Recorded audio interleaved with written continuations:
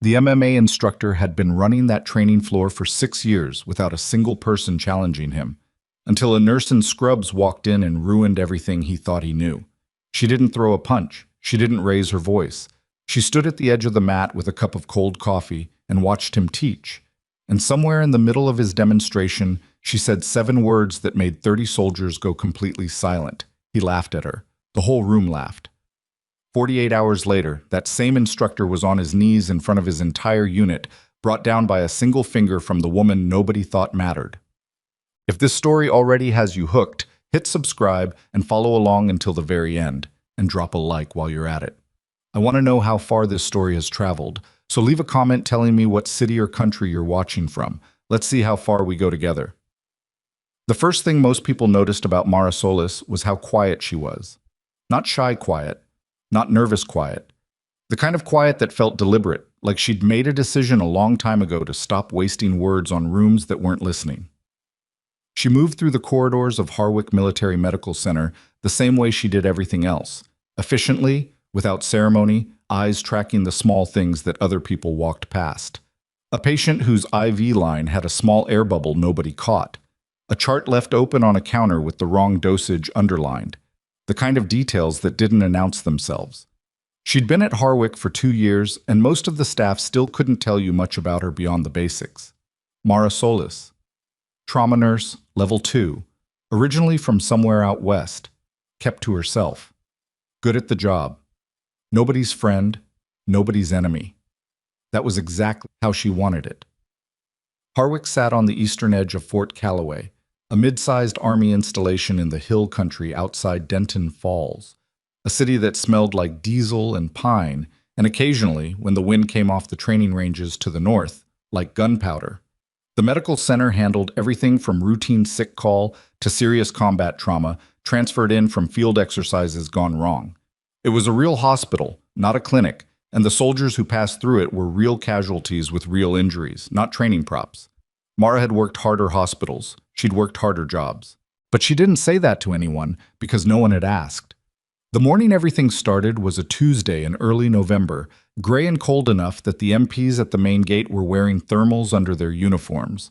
Mara came in at Euro 5:45, same as always, signed in at the nursing station, poured herself the first of what would be 4 cups of terrible coffee, and pulled the handoff report from the night shift. 3 post-ops stable. 1 new admission with a fractured tibia from a jump landing gone wrong. 1 soldier in Bay 4 who'd spiked a fever overnight and needed a second blood draw before the lab ran its morning panel. Routine. She moved through it like water. The problem started around 0900, when she walked past the physical therapy corridor on her way to the supply room and heard a sound that stopped her mid-step. It wasn't a medical sound. It was impact. The sharp, rhythmic crack of padded contact followed by someone grunting through effort. And underneath it, a voice she didn't recognize running some kind of drill sequence. She paused just long enough to look through the open doorway at the end of the hall. The PT corridor connected to a large auxiliary space that Harwick used for a variety of purposes: group physio, occupational rehab, and apparently, on Tuesday mornings, something that looked like a combat conditioning class. About 30 soldiers in PT gear were arranged in a loose semicircle around a mat in the center of the room. At the center of that mat stood the man running the drill. She didn't know his name yet, but she recognized the type immediately. I was big, not just tall, but the kind of physically built that came from years of serious training, with shoulders that made his PT shirt sit differently than everyone else's, and a confidence in his posture that had long since stopped being conscious and just become the way he stood. He was demonstrating something, moving through a sequence with a training partner who was clearly holding back, and when he finished, the partner went down to the mat hard enough that a couple of the soldiers watching made that collective wince sound that meant they felt it. The instructor walked off the mat grinning. Mara should have kept walking. She had a supply requisition and a patient waiting and exactly 0 reason to stop. But she had also spent enough time around people who taught fighting to know, within about 30 seconds, whether they actually understood it. And what she was watching was a man who was very good at something specific, performing it in a context where it would eventually hurt the wrong people. She stopped in the doorway. The instructor was talking now, explaining the sequence to the group. He called it a close quarters takedown using aggression and weight advantage, and he said it with the kind of certainty that people develop when they've been the most impressive person in every room they've ever been in. His voice was loud enough to fill the space without trying.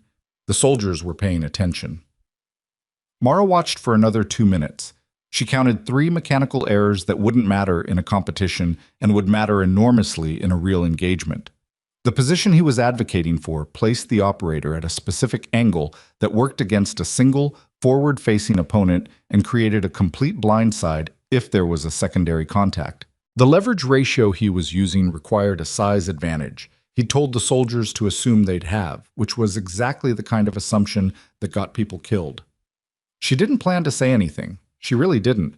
But then one of the younger soldiers in the group, a kid who couldn't have been more than 20, lean and earnest-looking, tried the move his instructor had just demonstrated and immediately telegraphed every part of it from his shoulder drop forward, and the instructor stopped him and said, "Faster, hit first, hit harder, hit through the target."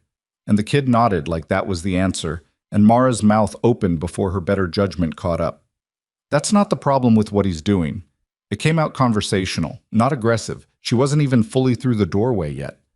The room turned. 30 heads, then the instructor's. He had dark hair cut military short, a jaw that looked like it had been cut from something structural, and eyes that did the quick assessment thing. Up, down, category, dismiss, before he'd even fully turned around. "Can I help you?" His voice had that specific quality of a man who was asking a question he already knew the answer to. His shoulders dropping before the commitment. That's why he's telegraphing. Speed doesn't fix a tell. It just makes the tell faster. A few soldiers exchanged looks. Nobody laughed yet. They were waiting to see where this went. The instructor tilted his head slightly. "And you are?" "Mara Solis. I work in trauma, Bay Wing."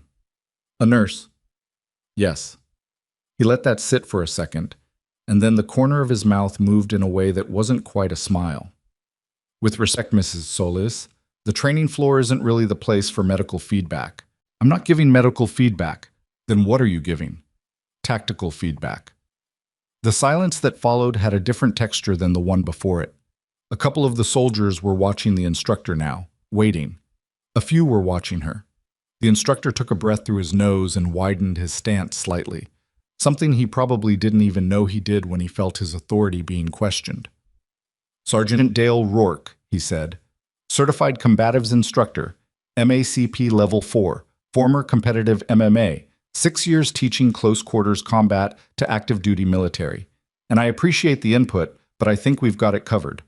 Mara nodded once. "I'm sure you do." She said it without any edge, which somehow made it worse than if she'd been rude. She pushed off the doorframe and turned to go. "Hold on." Rourke's voice followed her into the corridor. She stopped. "You come in here and make a correction in front of my class, and then you just walk away? If you've got something to say, say it."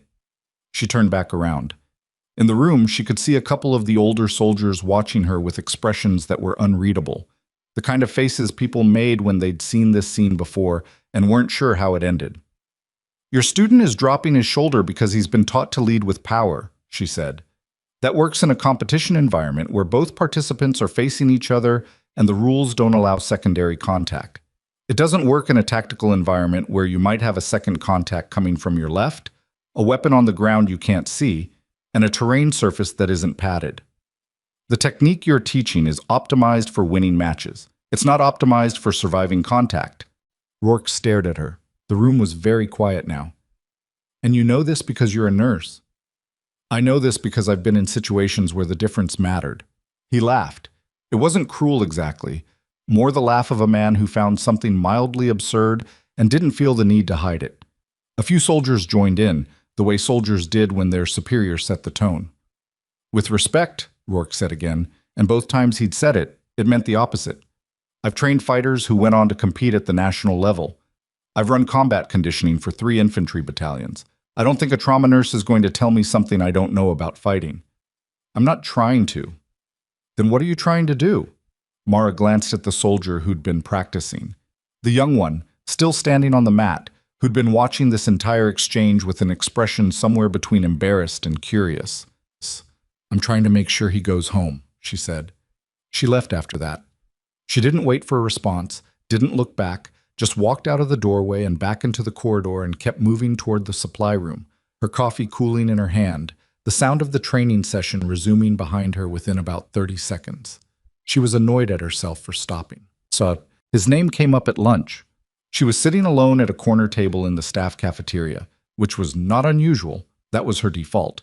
Eating a sandwich she'd made at home, because the cafeteria's options ran toward either aggressively beige or aggressively orange, and neither appealed to her. Two nurses from the orthopedic wing sat down 2 tables away and started a conversation they didn't bother lowering their voices for, the way people did in large, noisy rooms where they assumed nobody was paying attention. Heard someone went into Rourke's class this morning and basically told him he was teaching it wrong. Are you serious? Who? Trauma nurse. Don't know her name. Someone said she works the Bay Wing. A pause. The sound of trays being settled. Rourke's going to be pissed. He's already pissed. Apparently he complained to Ketterman about unauthorized personnel on the training floor. Ketterman was the hospital's senior administrator, the kind of title that meant he handled the gray areas between medical operations and the broader military function of the facility. Mara knew of him the way she knew of most administrative figures, by name, by the chain of authority he represented, and otherwise not at all. Did anything happen? Not yet, but you know how Rourke is. He's got that whole wing. Mara finished her sandwich, threw away her wrapper, and returned to work. What? She found out about the formal complaint 2 days later, when Ketterman's assistant stopped her in the hallway and handed her a printed memo requesting her presence in the administrator's office at 1400 hours. She read it twice, folded it, put it in her scrub pocket, and went back to her patient. Ketterman's office was on the 3rd floor of the administrative wing, with a window that looked out over the parking lot and a desk that probably cost more than her monthly salary. He was a short man in his late 50s with a voice he used carefully, the way people did when they'd learned that volume wasn't as effective as precision. Sergeant Rourke has raised a concern, Ketterman said, without preamble, about an interaction during his Tuesday training session. I know. He's asking that medical staff refrain from entering the training spaces during active sessions. He paused. He used stronger language than that, but that's the substance of it. Mara said nothing. Ketterman studied her with the expression of a man trying to figure out whether she was going to be difficult. Was there a reason you were in that corridor? I was going to the supply room. The doorway was open. I said something I shouldn't have, in the sense that it created a problem. I don't take back what I said, but I understand the structure here. What exactly did you say? She told him, concisely. He listened without interrupting, fingers laced on the desk in front of him. When she finished, he was quiet for a moment. You have a background in combatives training? I have relevant experience. I keep it to myself, generally. Sergeant Rourke has a significant program here. He's been running it for 6 years. The commanding officer of the installation has personally endorsed his methods. I understand. I need this to be resolved quietly, which means I need you to stay off the training floor. She could have pushed. There were things she could have said about the specific technique Rourke was teaching and the specific kind of injury it was likely to produce under field conditions, and those arguments would have been accurate, and they would have gone nowhere because that wasn't actually what this meeting was about. This meeting was about territory and authority and the administrative headache of a nurse who'd made a senior non-commissioned officer feel undermined in front of his class. Understood, she said. She stood to leave. Ms. Solis, Ketterman's voice stopped her. Sergeant Rourke indicated that you told one of his students you'd been in situations where the relevant experience was gained. That's unusual phrasing for a medical professional. People's backgrounds are complicated, she said. I'll stay off the training floor. She left. The thing she hadn't told Ketterman, the thing she hadn't told anyone at Harwick, because there was no reason to and every reason not to, was that before she was a nurse, before any of this, she'd spent 9 years in the United States Army as a combat medic assigned to a special operations support element, operating under a task force designation that she still couldn't fully discuss in any official context. She'd trained alongside people whose job was to go into places that weren't on public maps and come back with either the mission accomplished or, at minimum, the team intact. She'd learned to fight not because fighting was the goal, but because getting your team out of a bad situation sometimes required you to know exactly how much damage a human body could take at a specific angle of contact, and exactly how little force was necessary to redirect that damage away from yourself and toward an outcome you controlled. She'd been medically separated after her third deployment when a vehicle incident left her with a nerve injury in her left forearm that healed 93% of the way and then stopped, which wasn't enough to stay in the field and was more than enough to function as a civilian nurse with a specialty in trauma care. She'd gone back to school, finished her nursing degree, and spent the following 4 years moving around between hospitals before landing at Harwick. She didn't miss the operational work. She missed some of the people, occasionally.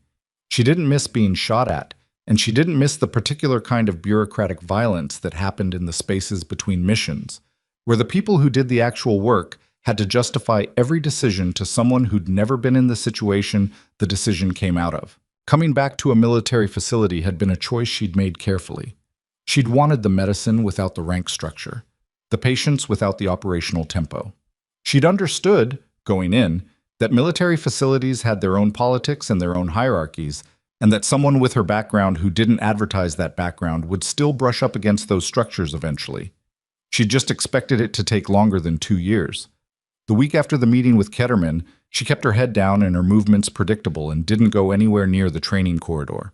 She worked her shifts, managed her patients, wrote her notes, and went home to the small apartment off base that she'd rented because she didn't want to live in quarters and be surrounded by the facility at all hours.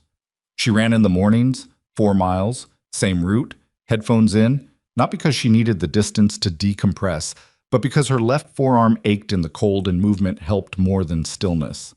She heard, through the facility's informal information network, which is to say, through the nursing station, where information traveled faster than official memos, that Rourke's class had been expanded. More sessions per week. Additional soldiers being cycled through. Apparently the commanding officer of Fort Calloway, a 2-star named Breckett, who ran a tight operation and had opinions about everything, had personally visited one of Rourke's training sessions and been impressed enough to authorize a broader rollout of the combatives program across the installation. She heard this on a Wednesday, filed it away, and went to check on her patient in Bay 7, whose incision had been showing some inflammation that the morning team hadn't fully documented. She didn't go to the training floor. She kept her word. 11 days after the meeting with Ketterman, they brought in the first one. He came through the emergency intake at 14:20 on a Thursday, transferred from the medical support station on the North Training Range. Male, 23, specialist rank, presenting with a dislocated shoulder and a secondary injury to the rotator cuff that was significantly worse than what a standard dislocation accounted for. The medic who came in with him handed off the report and mentioned, almost as an aside, that the injury had happened during a combatives drill. Mara was the receiving nurse on the shift. She read the report, looked at the imaging when it came through, and didn't say anything, because that wasn't her job. Her job was to prepare him for the orthopedic consult and make sure he was comfortable and manage the pain adequately for the amount of tissue damage involved, which was considerable for a drill that shouldn't have produced this result. She did her job. 4 days later, they brought in a second one. Different mechanism of injury, same training context. This one had a knee injury that was going to require surgery and a recovery timeline that meant he was out of the field for a minimum of 6 months. She documented what she observed. She did not comment beyond the clinical record. On the 8th day after the second injury, a third soldier came in. This one was more serious. A cervical strain with imaging that showed concerning soft tissue changes, the kind that required a neurology consult before anyone could say definitively how serious the situation was. He was 21 years old, and he looked scared in a way that young soldiers sometimes did when the injury was in a place that made them think about what could have been different. She stayed with him while they waited for the consult. She didn't talk much because the good ones knew when talking helped and when it didn't. She checked his vitals, adjusted his position once when he said the angle was uncomfortable, and when the neurologist finally arrived 40 minutes late and gave a preliminary assessment that was more optimistic than the imaging had suggested. She watched the soldier's face change and felt the specific quiet satisfaction of doing the job that needed doing. She went home that night and sat at her kitchen table for a long time with the lights low. She thought about Rourke's class. She thought about the young soldier who'd been practicing the technique with the shoulder drop. She thought about the 3 soldiers who'd come through her bay in 8 days, all from the same training program, all with injuries that were consistent with a specific kind of mechanical failure in the techniques being taught. the overextension problems that came from training people to commit their full weight and momentum without an adequately trained recovery position. She thought about Ketterman's office and the line she'd agreed to. She thought about going to sleep. She didn't sleep particularly well. The following Monday, she wrote a clinical incident report. It was factual, documented, and narrow in its language. 3 injuries, common training origin, consistent mechanism, recommendation for review. She filed it through the appropriate nursing channel, which meant it went to the charge nurse, who would forward it to the medical director, who would determine whether it warranted escalation. It was the right way to do things. It was the process. She heard nothing for 6 days.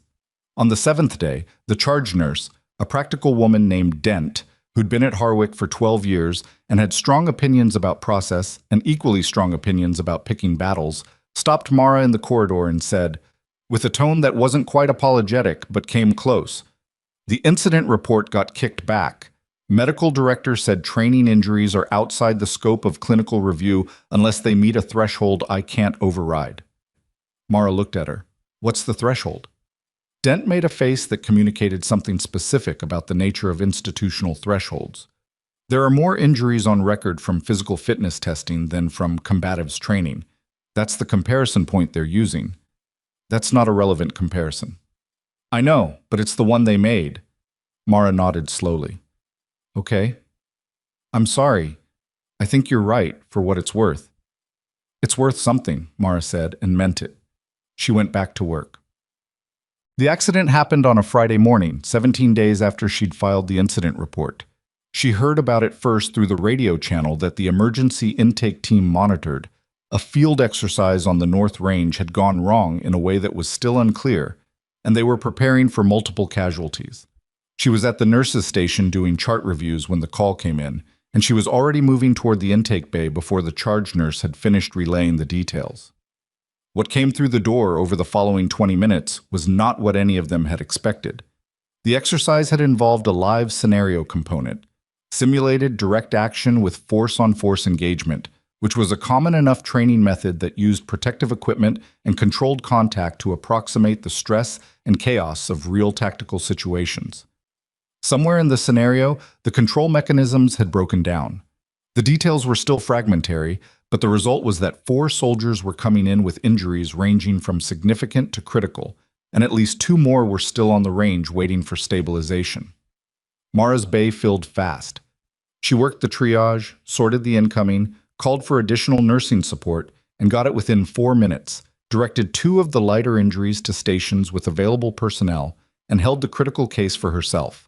A specialist with a head injury and a concerning GCS score that the paramedic who brought him in had been watching carefully. She worked that case for 22 minutes with the ER physician and an assisting nurse before the patient was stable enough to move toward imaging. During those 22 minutes, she did not think about Rourke or Ketterman or incident reports. She thought about the patient in front of her. Afterward, when the bay had settled into the controlled high-speed movement of serious trauma care rather than the acute chaos of the initial wave, she heard someone at the intake desk say that the exercise was still ongoing, that there were soldiers still in the field, and that the on-site medical team was short-staffed because one of their range medics had also been injured in the initial incident. She went to the intake desk and asked who was coordinating the field response. The answer was complicated. The installation's emergency operations element was involved, but the on-site team was a junior medic working outside his experience level, and the communications between the range and the facility had been inconsistent for the past 40 minutes because someone's radio had gone down. She found Dent. "I need to go to the range," she said. Dent looked at her. "You're not field medical." "I have the training. I'm telling you I have the training." "Mara, there's a junior medic working solo at a scene with at least 2 unsecured casualties and broken communications. I can help." Dent studied her for exactly 3 seconds. The kind of pause where someone was running a real calculation, not a performative one. "I can't officially authorize that." "I know. The bay is stable right now. If you're not back in 90 minutes and something changes here, call my cell and I'll turn around." Dent looked at her for 1 more second. "Go." She went. The North Range was a 20-minute drive from the main facility, and she made it in 15 because the access road was mostly empty, and she was driving the kind of way you drove when the situation justified it. She badged through the range gate with her facility credentials, which technically cleared her for medical access to any installation area, and followed the emergency markers to the staging area where the field exercise had been running. The scene she found was contained but fragile. The junior medic, a private first class named Ostrowski, who looked like he'd been thrown directly into the deep end and was treading water as hard as he could, had two soldiers on the ground in recovery positions, one of whom was going to need more intervention than field care could provide, and one of whom was probably going to be fine, but wasn't going to feel fine for a while. A third soldier was sitting upright against a terrain barrier, looking conscious but pale, holding his right arm against his chest in the specific way people held things that hurt, in a way that went beyond the ordinary. There was also a fourth person. Sergeant Rourke was standing 20 feet from the nearest casualty with a compress on his left forearm, dealing with what appeared to be a significant laceration from some kind of contact during the exercise. He was conscious and mobile, but the compress needed replacing, and by the way he was holding the arm, the laceration was deep enough that it had his attention. He saw her arrive. For approximately 2 seconds, neither of them said anything. Then, "Solis." She was already moving toward the soldiers on the ground. "I know, deal with it later." She crouched next to Ostrowski and the more serious of the two casualties. "Tell me what you have." Ostrowski, to his credit, gave her a clean report. Soldier 1, head trauma. GCS had been fluctuating between 10 and 13 for the past 12 minutes, pupils responding, but response time was slow on the left. Soldier 2, suspected rib fractures, and a potential pneumothorax she hadn't been able to fully rule out in the field conditions. The third soldier against the wall had a forearm fracture that wasn't going anywhere fast, but was painful enough to be distracting him. "Transport timeline?" she asked. 18 minutes estimated. I couldn't get through on primary comms, so I went to the backup channel, but I'm not sure the message got through clean. She pulled out her phone, dialed the intake desk directly, got Dent in 6 seconds, gave her a clinical report in under 90 seconds that covered all 4 casualties, and gave estimated transport needs, and confirmed the transport was now redirected with updated triage priorities. She hung up. "Okay," she said to Ostrowski. "You're doing fine. Here's what we're going to do." She directed him through the secondary assessment on the potential pneumothorax with a precision and a speed that she could see was both reassuring and slightly alarming to him. The kind of thing that happened when someone moved through a field situation like they'd done it before, which she had, many times, in conditions considerably less controlled than this. 40 minutes later, when the transport team arrived and the casualties were being loaded, one of the transport medics, a staff sergeant with a decade of field medicine experience, paused while loading the second stretcher, looked at her and said, "Who trained you?" "Does it matter right now?" "No," he admitted, and went back to work. Through all of it, Rourke had said almost nothing. He'd accepted a replacement compress from Ostrowski and stayed out of the way, which was the right call. But she was aware of him at the edge of her peripheral vision the entire time. Watching, quiet, processing something she couldn't read from the outside. When the last casualty was loaded and the transport moved out, leaving just the two of them and Ostrowski and the echoing quiet of the range, Rourke said, "That shoulder assessment you did on Martinez, the one with the rib fractures, you checked something near his sternum before the secondary percussion." She looked at him. "Yes." "That's not a standard field assessment point." "No, it's not." A long pause. The wind off the range carried that gunpowder smell. "Who are you?" Rourke said. Not who do you work for, not what's your rank, just who are you? The version of the question that meant something different than its surface. She picked up her kit bag. "I'm the trauma nurse from the Bay Wing." She met his eyes directly. "The one you told to stay off the training floor." She walked back to her vehicle. Behind her, she heard nothing at all, which was somehow louder than anything else that had happened today. The transport team's radio crackled once in the distance. A hawk crossed the overcast sky. Ostrowski said something quietly to himself that she didn't catch. And from somewhere behind her, she heard Rourke make a sound that wasn't quite a word. Something between exhale and realization. The sound a man made when the ground shifted under him and he wasn't ready for it. She drove back to the facility without looking in her rearview mirror. But her hands were very steady on the wheel, the way they always were after a field situation. And her mind was already cataloging what had happened and what would come next because it was going to come next. And she needed to be ready for it. The question was whether she was ready for it to come faster than she expected. Her phone rang before she reached the gate. She looked at the screen. Dent. She answered. "We have a problem," Dent said. Her voice was careful in a way that meant this was the kind of problem that didn't get smaller overnight. "There's someone here asking about what happened on the range. Not installation medical, not command staff." Mara said, "Who?" Dent said a name she recognized immediately. Her hands stayed steady. Her breathing stayed even. But something in her chest went very quiet in the way it did when a situation crossed a line she'd privately been tracking. Crossed from manageable into something else. Something that required a different kind of attention. "Tell them I'm 5 minutes out," she said. She ended the call and pressed the accelerator. The name Dent had given her was Colonel Iris Vanek. Mara knew that name the way you knew the names of people who existed at a level above your own visible horizon. Not personally, not from shared experience, but from the specific kind of institutional awareness that came from years inside a system where certain names carried weight before the person attached to them ever walked into a room. Vanek ran a division-level training oversight program that technically fell under the Army's Combat Readiness Directorate, which meant she had authority that crossed installation boundaries and didn't require General Brackett's blessing to act on. She was also, based on what Mara had heard in a different context years ago in a different life, not the kind of person who showed up somewhere to ask polite questions. Mara badged through the facility's main entrance at 1617, went directly to the nursing station to check the bay status, confirmed everything was still managed, and then walked to the administrative wing. Vanek was in a small conference room on the second floor, not in Ketterman's office, which told Mara something. She was somewhere between 50 and 55, with gray coming through her hair, in a pattern that suggested she'd stopped fighting it around the time she stopped caring what certain people thought. And she was sitting not at the head of the table but at the side, facing the door, with a tablet in front of her and a cup of coffee that had clearly been there long enough to be cold. Ketterman was also there. He was sitting at the head of the table in a way that suggested he felt that was important, and he was the one who spoke first when Mara came in. "Miss Solis, thank you for coming directly."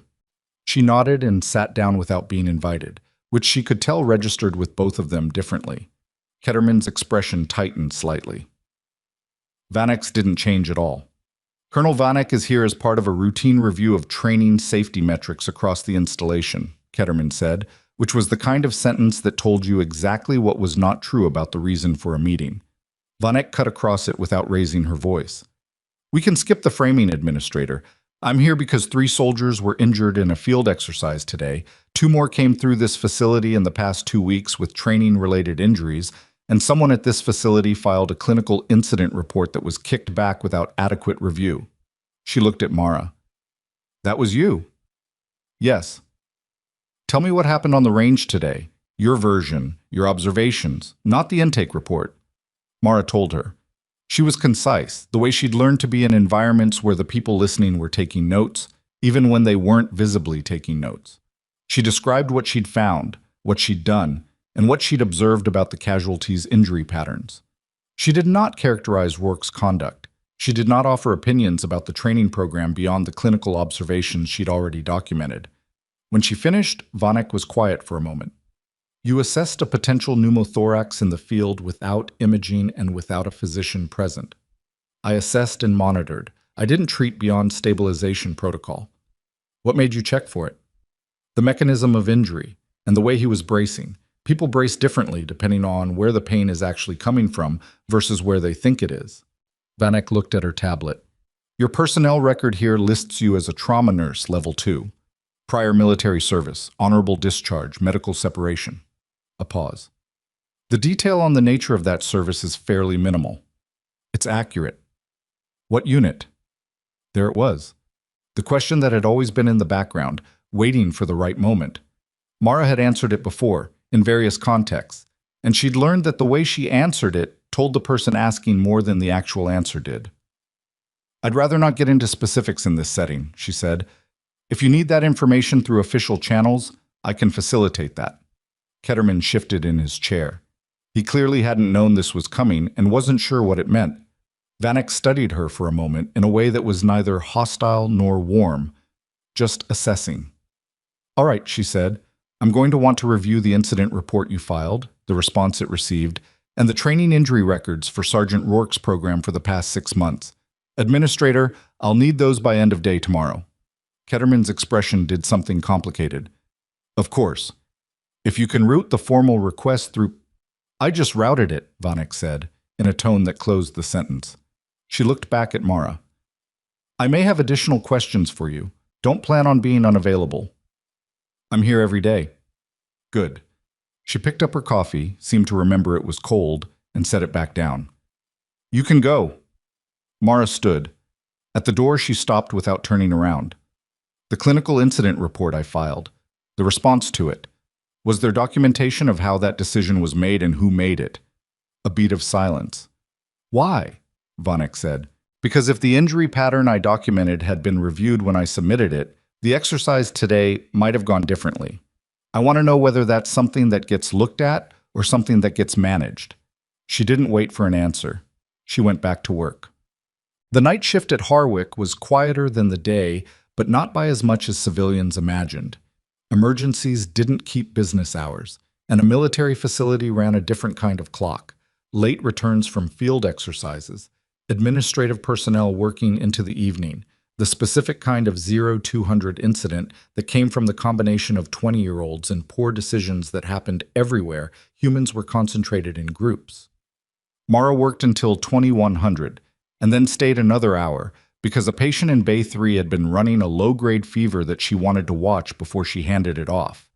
By the time she left the facility, the parking lot was mostly empty, and the temperature had dropped another 8 degrees, and her left forearm was making itself known in the way it did when the cold got serious about being cold. She sat in her car for a few minutes before starting it.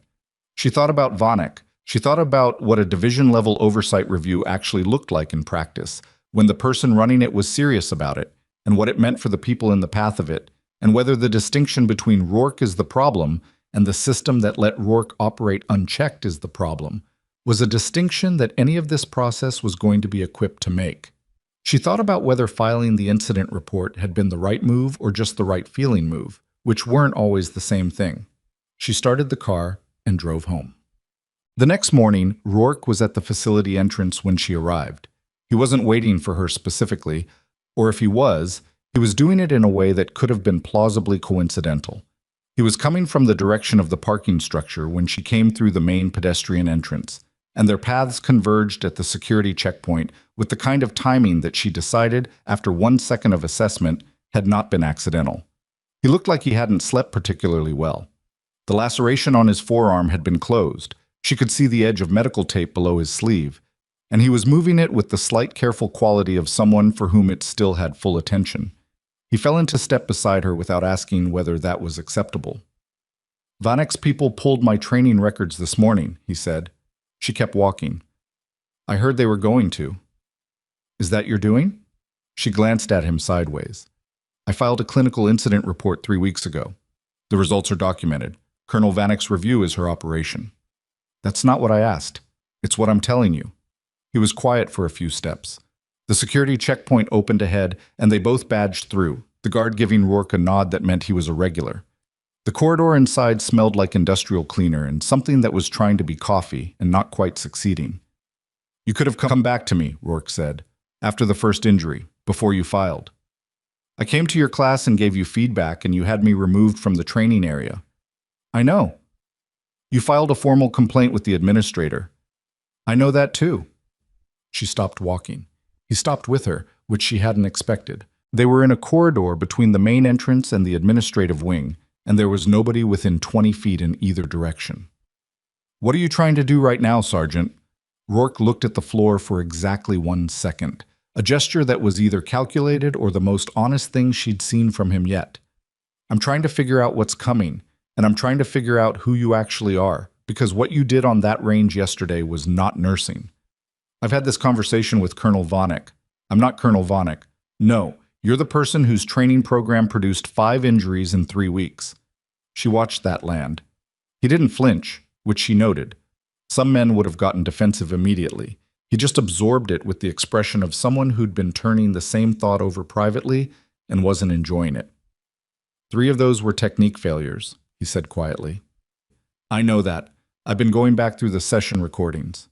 That surprised her, marginally. She didn't let it show. And? And the shoulder mechanics I was teaching have a torque problem at full extension. I've been doing this for 6 years and nobody flagged it. A pause. You flagged it in 30 seconds from a doorway. She looked at him for a moment. He was uncomfortable in a specific way that came across as genuine, which didn't mean it was, but it didn't mean it wasn't. What do you want from this conversation? She said. Honestly, I don't know. He shifted his weight. I think I want to understand what I don't know, which is not a comfortable thing to want. She started walking again. Do something about it then. That's the only answer I have. He didn't follow her this time. She heard him stop behind her and she kept moving because there was work to do and because whatever Rourke was processing was his to process, not hers to manage.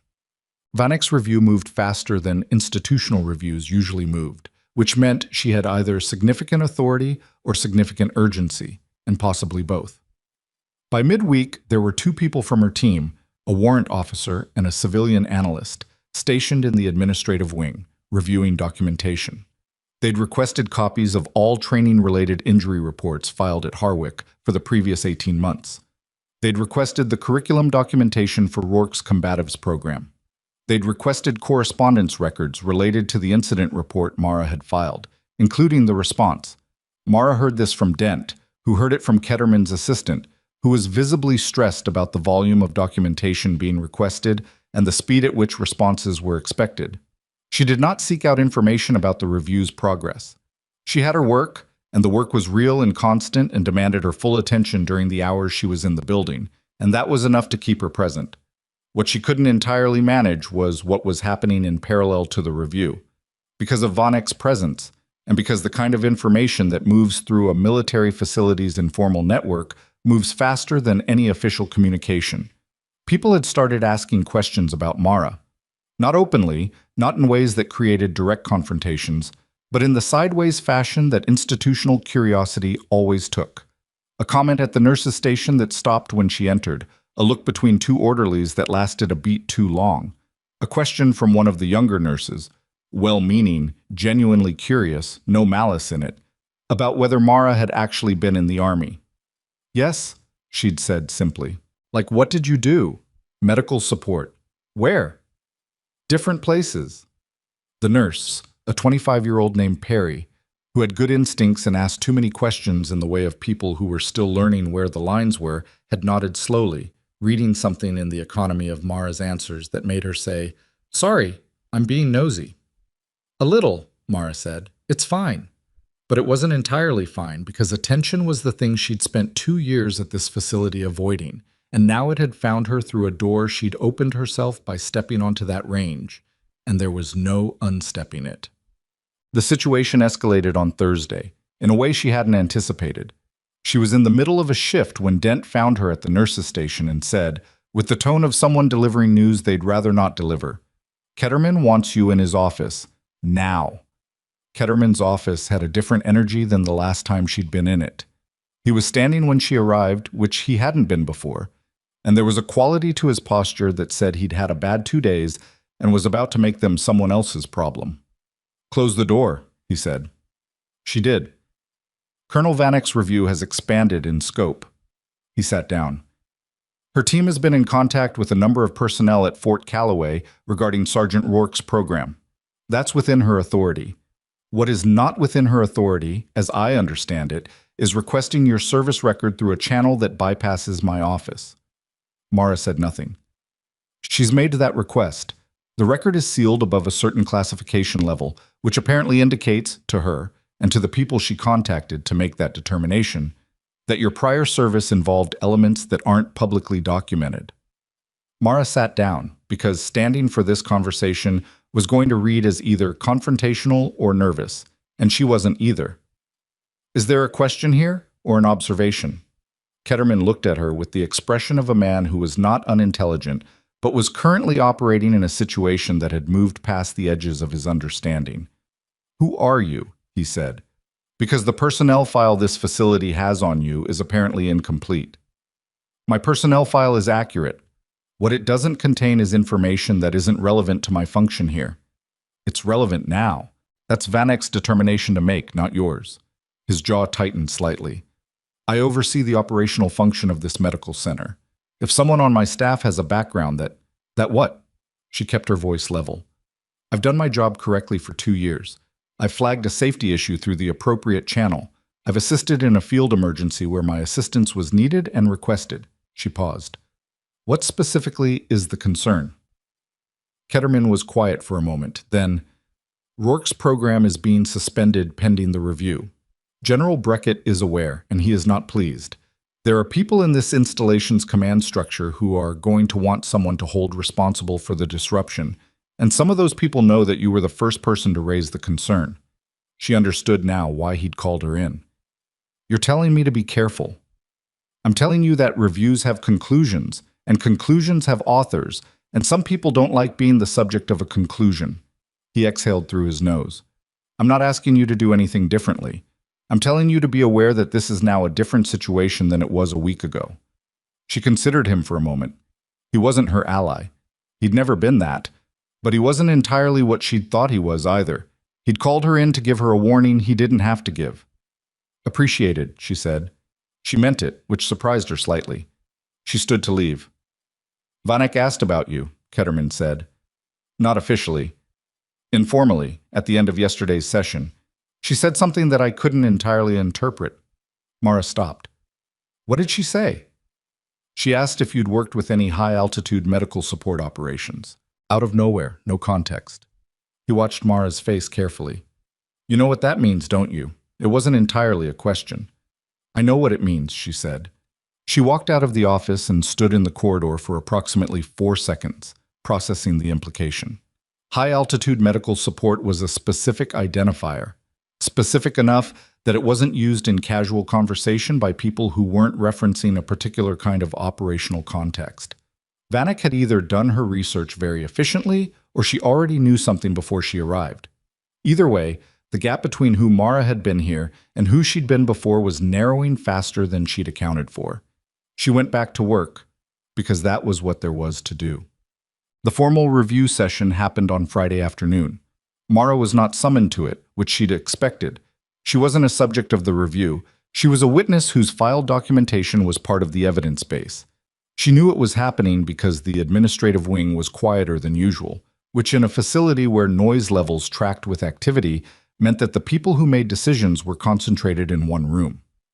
She worked her patience. She checked vitals, reviewed charts, replaced a dressing on a post-surgical wound, talked a soldier through the boredom and discomfort of the 3rd day of bed rest, which was a particular kind of misery that she'd experienced personally and could therefore address with something more than clinical protocol. She did the job. At 16:40, she was at the nurse's station writing notes when the door at the far end of the corridor opened and Colonel Vanek walked through it. Not toward the administrative wing, toward the bay, toward her. She stopped at the counter. She looked at Mara with an expression that was different from the one she'd worn in the conference room. Less assessment, something else. Walk with me, she said. They walked to the small family consultation room at the end of the bay corridor, which was empty. Vanek closed the door. You're going to hear some things in the next 48 hours, she said. I'm giving you this conversation so you don't hear them cold. All right? Rourke's program is suspended indefinitely. There will be a formal safety review conducted by a team coming in from the Combat Readiness Directorate next week. He's not being accused of misconduct. The current assessment is that this was a training methodology failure that several layers of oversight didn't catch. She paused, including the oversight that kicked back your clinical incident report. What happens to that decision? It's documented. The person who made it will have to account for it. A short pause. That's not the primary thing I wanted to tell you. Mara waited. Your service record, Vanek said. I got enough of it to understand what I was looking at on that range, and enough to understand why you've been here 2 years and nobody knew. I wanted a normal job. I understand that. I also understand that wanting a normal job and being equipped for one are different things, and the gap between them tends to close in situations like yesterday. She looked at Mara steadily. There's a program I oversee. It's small, it's underfunded relative to what it should be, and it has been for 3 years because nobody in the chain wanted to advocate for it loudly. It trains combat medical personnel in close-quarters survival protocols, not MMA, not fitness conditioning, What you were telling Rourke in his doorway that first morning. Mara went very still. I'm not asking you to make a decision right now, Vanek said. I'm telling you that the conversation is available if you want to have it. Why? Because I've been looking for someone who can teach what you know, and because you already tried to teach it the right way, and the institution failed to listen. She picked up her tablet from where she'd set it on the chair. Also because what you did on that range yesterday was textbook, and the medic who was there has been asking about you since he got back. Ostrowski. Among others. She moved toward the door, then stopped. One more thing, General Breckett is going to want to meet you. That was not a sentence Mara had expected. When? He's been briefed on the review findings. He's also been briefed on what happened on the range. He has questions that aren't in my lane to answer. She opened the door. Monday morning, 0800 Installation Command Office. She left. Mara stayed in the consultation room for a moment, looking at the closed door. She thought about the 9 years she'd spent in a world where a two-star general knowing your name was either the best thing that had happened to you or the beginning of a problem, and there wasn't always a way to know which one in advance. She thought about Vonek's offer, the shape of it, the thing underneath it. She thought about how a normal job had a specific definition and how this one had, at some point in the past 3 weeks, stopped fitting inside it. She also thought about the young soldier she'd worked on the range, the one whose GCS had been fluctuating, and the conversation she'd had with his attending this morning, who'd said the imaging was looking better than expected, that there was real optimism about the outcome. She let that settle for a second. Then she went back to the nurse's station because her notes weren't finished and the shift wasn't over, and the job that still needed doing was the job in front of her. She wrote her notes. She checked on Bay 3. She handed off to the evening team with a thoroughness that Dent had once described, with the particular compliment that came from practical people, as annoyingly complete. She was almost at the exit when her phone buzzed with a message from a number she didn't have in her contacts. She looked at the screen. The message was 3 words and a time. 0600. North Gate. No name. No context. But the number had a prefix she recognized from a different time, a different clearance level, a different version of her life that she'd thought she'd left entirely behind. She stood in the corridor for exactly 5 seconds. Then she typed back. Who is this? The reply came in under a minute, and when she read it, the cold of the parking lot outside stopped registering entirely. Because the name on that screen shouldn't have known she was here. Couldn't have known she was here by any reasonable trail of information. And yet there it was. Her real name. Not Solis, not the name on her nursing license, but the name she'd carried for 9 years in the places nobody mapped. Her phone felt very heavy in her hand. Somewhere behind her, the facility ran on. Monitors, voices, the quiet beep of equipment tracking the margins between damage and recovery. Ordinary sounds. The sounds of the job she'd built to replace the one she'd left. She put her phone in her pocket and walked to her car in the dark. She drove home. She sat at her kitchen table. She did not turn on the lights. And for the first time in 2 years, she asked herself the question she'd been carefully not asking since the day she took the job at Harwick. Whether the life she'd built here was something she'd chosen or something she'd hidden in. She didn't have the answer yet, but whoever had sent that message did. She slept 3 hours. Not because she couldn't sleep, but because at 0330 she gave up pretending that the ceiling was going to tell her anything useful and got up, made coffee, and sat with the phone on the table in front of her like it was a thing that required watching. The name on that message was Decker. Not a first name, not a last name. Just Decker, which was what everyone had called him for the 9 years she'd known him, and which she'd eventually stopped questioning the way you stopped questioning call signs and operational designations, and the 100 other ways that the work created its own language to describe itself. Decker had been her team's intelligence liaison for the last 4 years of her service. He was not a combat operator. He was the man who told operators what they were walking into, which meant he knew things about people and places that the people themselves sometimes didn't know, and he was careful with that information in a way that made his using it feel significant when it happened. He had known her real name. Specifically, the name she'd used before her medical separation created a new administrative identity that she'd built a civilian career inside of. That he knew she was at Harwick meant either that he'd been tracking her, which was disturbing, or that something had caused someone to look for her, which was worse. She drank her coffee. She did not call the number back. At 0545, she drove to Fort Calloway's north gate in the dark, parked in the lot adjacent to the access road, and waited. At 0558, a black government vehicle pulled in and parked 2 spaces from hers. Decker looked older. That was her first thought, and it was banal enough that she almost said it out loud, except that she hadn't said anything yet, and neither had he. And they sat in their separate vehicles for about 5 seconds before he got out and came to the passenger side of hers, and she unlocked it without being asked. He was 53, or close to it, gray in his hair in a way that had accelerated since the last time she'd seen him, which had been 7 years ago at a handoff debrief in a location she still didn't name in any context. He was wearing civilian clothes that were trying not to look like government clothes, and mostly succeeding. He got in and pulled the door closed and sat there for a moment looking at the gate like he was checking something. "You could have called," she said. "I wasn't sure you'd pick up a number you didn't know." "I almost didn't." "I know." He glanced at her. "How long have you been here?" 2 years. "You picked a military facility." "I like the work." He nodded slowly, like that answer satisfied him in a way she hadn't intended to be satisfying. "The review that's happening here, Vanek. You know about that." "I know about it because it generated a flag when someone ran your partial service record.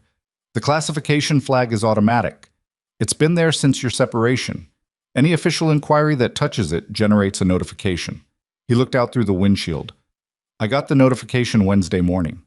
She processed that. "You came from where?" "D.C. yesterday afternoon." She looked at him. "That's not standard protocol for a classification flag." "No, it's not." A car moved through the gate behind them, headlights sweeping briefly through the interior of hers. They both tracked it without turning their heads, which was the kind of habit that didn't fully go away. "Then why are you here?" she said, which he didn't always do when the information was uncomfortable. "Because the flag generated a second-level notification that I wasn't expecting, and that second-level notification came from an office that has no business being interested in a classification flag on a trauma nurse at a military medical facility in Denton Falls." She felt something in her chest go quiet and careful. "What office?" He told her. She didn't say anything for a moment. Outside, the installation was starting its morning. The sounds of a military base waking up, vehicles, distant voices, the structured movement of a place that ran on a schedule. "That doesn't make sense," she said. I've been out of anything operational for 5 years." "I know, which is why I'm here." He shifted in the seat. "Something you've been doing here has attracted attention from a direction that shouldn't know you exist. The review, the range incident, the injury documentation, any one of those things alone is routine. Together, they put your name in a report that moved up a chain it shouldn't have moved up." Vanek's report. Vanek's report went to the Combat Readiness Directorate, which is normal. It also got cross-referenced with a training methodology audit that's been running separately for 8 months. That audit has been touching some contract relationships that the office I mentioned is apparently very invested in protecting. She understood. Not all of it. She didn't have the full picture, and she knew she didn't, but enough. Rourke's program. Was it the only one? No. The same methodology has been running at 4 installations under different instructors. The curriculum came from a private contractor that has a 7-figure training services agreement with the Army. If Vanek's review invalidates the methodology, the contract is in trouble. And the people behind that contract are... He stopped. "Let's say they're resourced and motivated. They're looking at me as the problem. You filed the report. You have a background they can't fully read. You showed up at a range incident and demonstrated capabilities that shouldn't belong to a trauma nurse. From their perspective, you're either someone who stumbled into this or someone who was positioned here intentionally, and they don't know which." "I stumbled." "I know that. They don't." He reached inside his jacket and put a folded document on her dashboard. "This is what I can tell you unofficially. The rest you're going to have to navigate because I can't be here officially, and if I were, it would make things worse for you, not better." She picked up the document. It was a summary, 2 pages, no letterhead, the kind of thing you could burn or shred or claim never existed. "The 0800 meeting with Breckett," she said. "Does he know any of this?" "He knows the review findings. I don't know how much of the contract layer he's aware of." "Should I go?" Decker thought about that for a moment in a way that suggested the answer had complications. "Breckett's a straight operator. He'll treat what's in front of him at face value. Going gives you a standing in the process you don't have if you stay out of it. Another pause. But going means you're visible. And visibility right now has a specific set of risks. She folded the document and put it in her jacket pocket. When wasn't it risky? He almost smiled. It looked like something he was out of practice doing. Never, in my experience. He got out of the car. At the door, he stopped. Mara, whatever they decide you are, asset or anomaly, neither one is safe for you right now. Watch who's in the room. He walked back to his vehicle and drove out through the gate and was gone. She sat there for another 4 minutes. Then she drove to work. The 0800 meeting with General Breckett was in the Installation Command Office, which was in a building separate from the medical facility, a structure that had the particular quality of military command buildings everywhere, which was that they were functional and serious and designed to communicate that the people inside them made decisions that mattered. She was shown into a conference room by an aide who offered her water in the specific way that people offered things when they were uncertain of your status, and she said yes to the water because she wanted something to hold. Breckett came in at 0802, which in her experience meant he was a man who was punctual by choice rather than habit. He was in his early 60s, built like someone who'd maintained a physical standard long past the age when most people stopped thinking it was mandatory, and he had the kind of face that registered information quickly and gave back very little. Colonel Vanek was with him, and someone else, a man in civilian clothes who wasn't introduced, which told her something. They sat. Breckett looked at her directly and started without preamble. Ms. Solis, I've read the review summary and I've read the incident report you filed. I understand you were also the primary medical responder on the range on Friday. Before I ask you anything, I want to tell you that what you did out there, from a medical response standpoint, was correct. You helped prevent 2 situations from becoming significantly worse. Thank you, sir. I also want to tell you that Sergeant Rourke has submitted a written statement to the review in which he acknowledges mechanical failures in his training curriculum and attributes the initial identification of those failures to your observation during his Tuesday session. Breckett paused. That's not a small thing for a man who filed a formal complaint against you 11 days before. She didn't comment on that. My questions are about your background, he said. Not because it's required for the review, because I want to understand who I'm dealing with. She'd thought about this on the drive over. She'd thought about Decker's warning and the document in her jacket pocket, and the name of the office that had flagged her record. She'd thought about what visibility cost and what invisibility cost, and which one she was more willing to pay right now. I served for 9 years as a combat medic attached to Special Operations Support Elements, she said. The specific units and operational context are classified. My medical separation was the result of a nerve injury that took me out of field duty. I built a civilian career in trauma care. And you came here. I came here. Breckett studied her. The unnamed man in the civilian clothes hadn't moved, wasn't writing anything down, was doing the thing where you absorbed a room without signaling that you were absorbing it. She'd done the same thing in enough rooms to recognize it. The training methodology that Rourke was running, Breckett said, it came from a contractor. That contractor is now facing a significant review.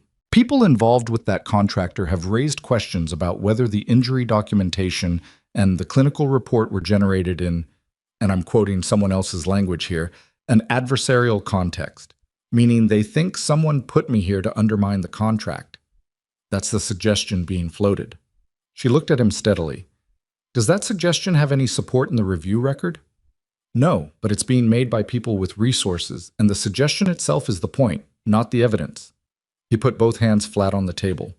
I need to understand whether you have any connection to any entity with an interest in the training contract outcome. Not because I believe the suggestion, because I need to be able to answer it. No connection.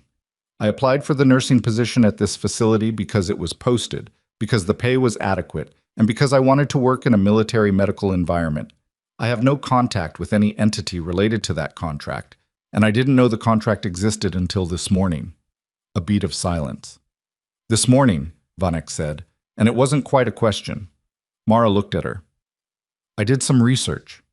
Vanek looked back with an expression that said she was filing that answer away in a specific place. Breckett moved on. The review is going to recommend a comprehensive overhaul of the combatives training curriculum at this installation and 3 others, It's also going to recommend a review of the contractor's relationship with the Army Training Services Program. That is going to create friction. He let that word sit. Some of that friction is going to be directed toward the source of the documentation that started the review. That's you. I understand. I want you to understand specifically.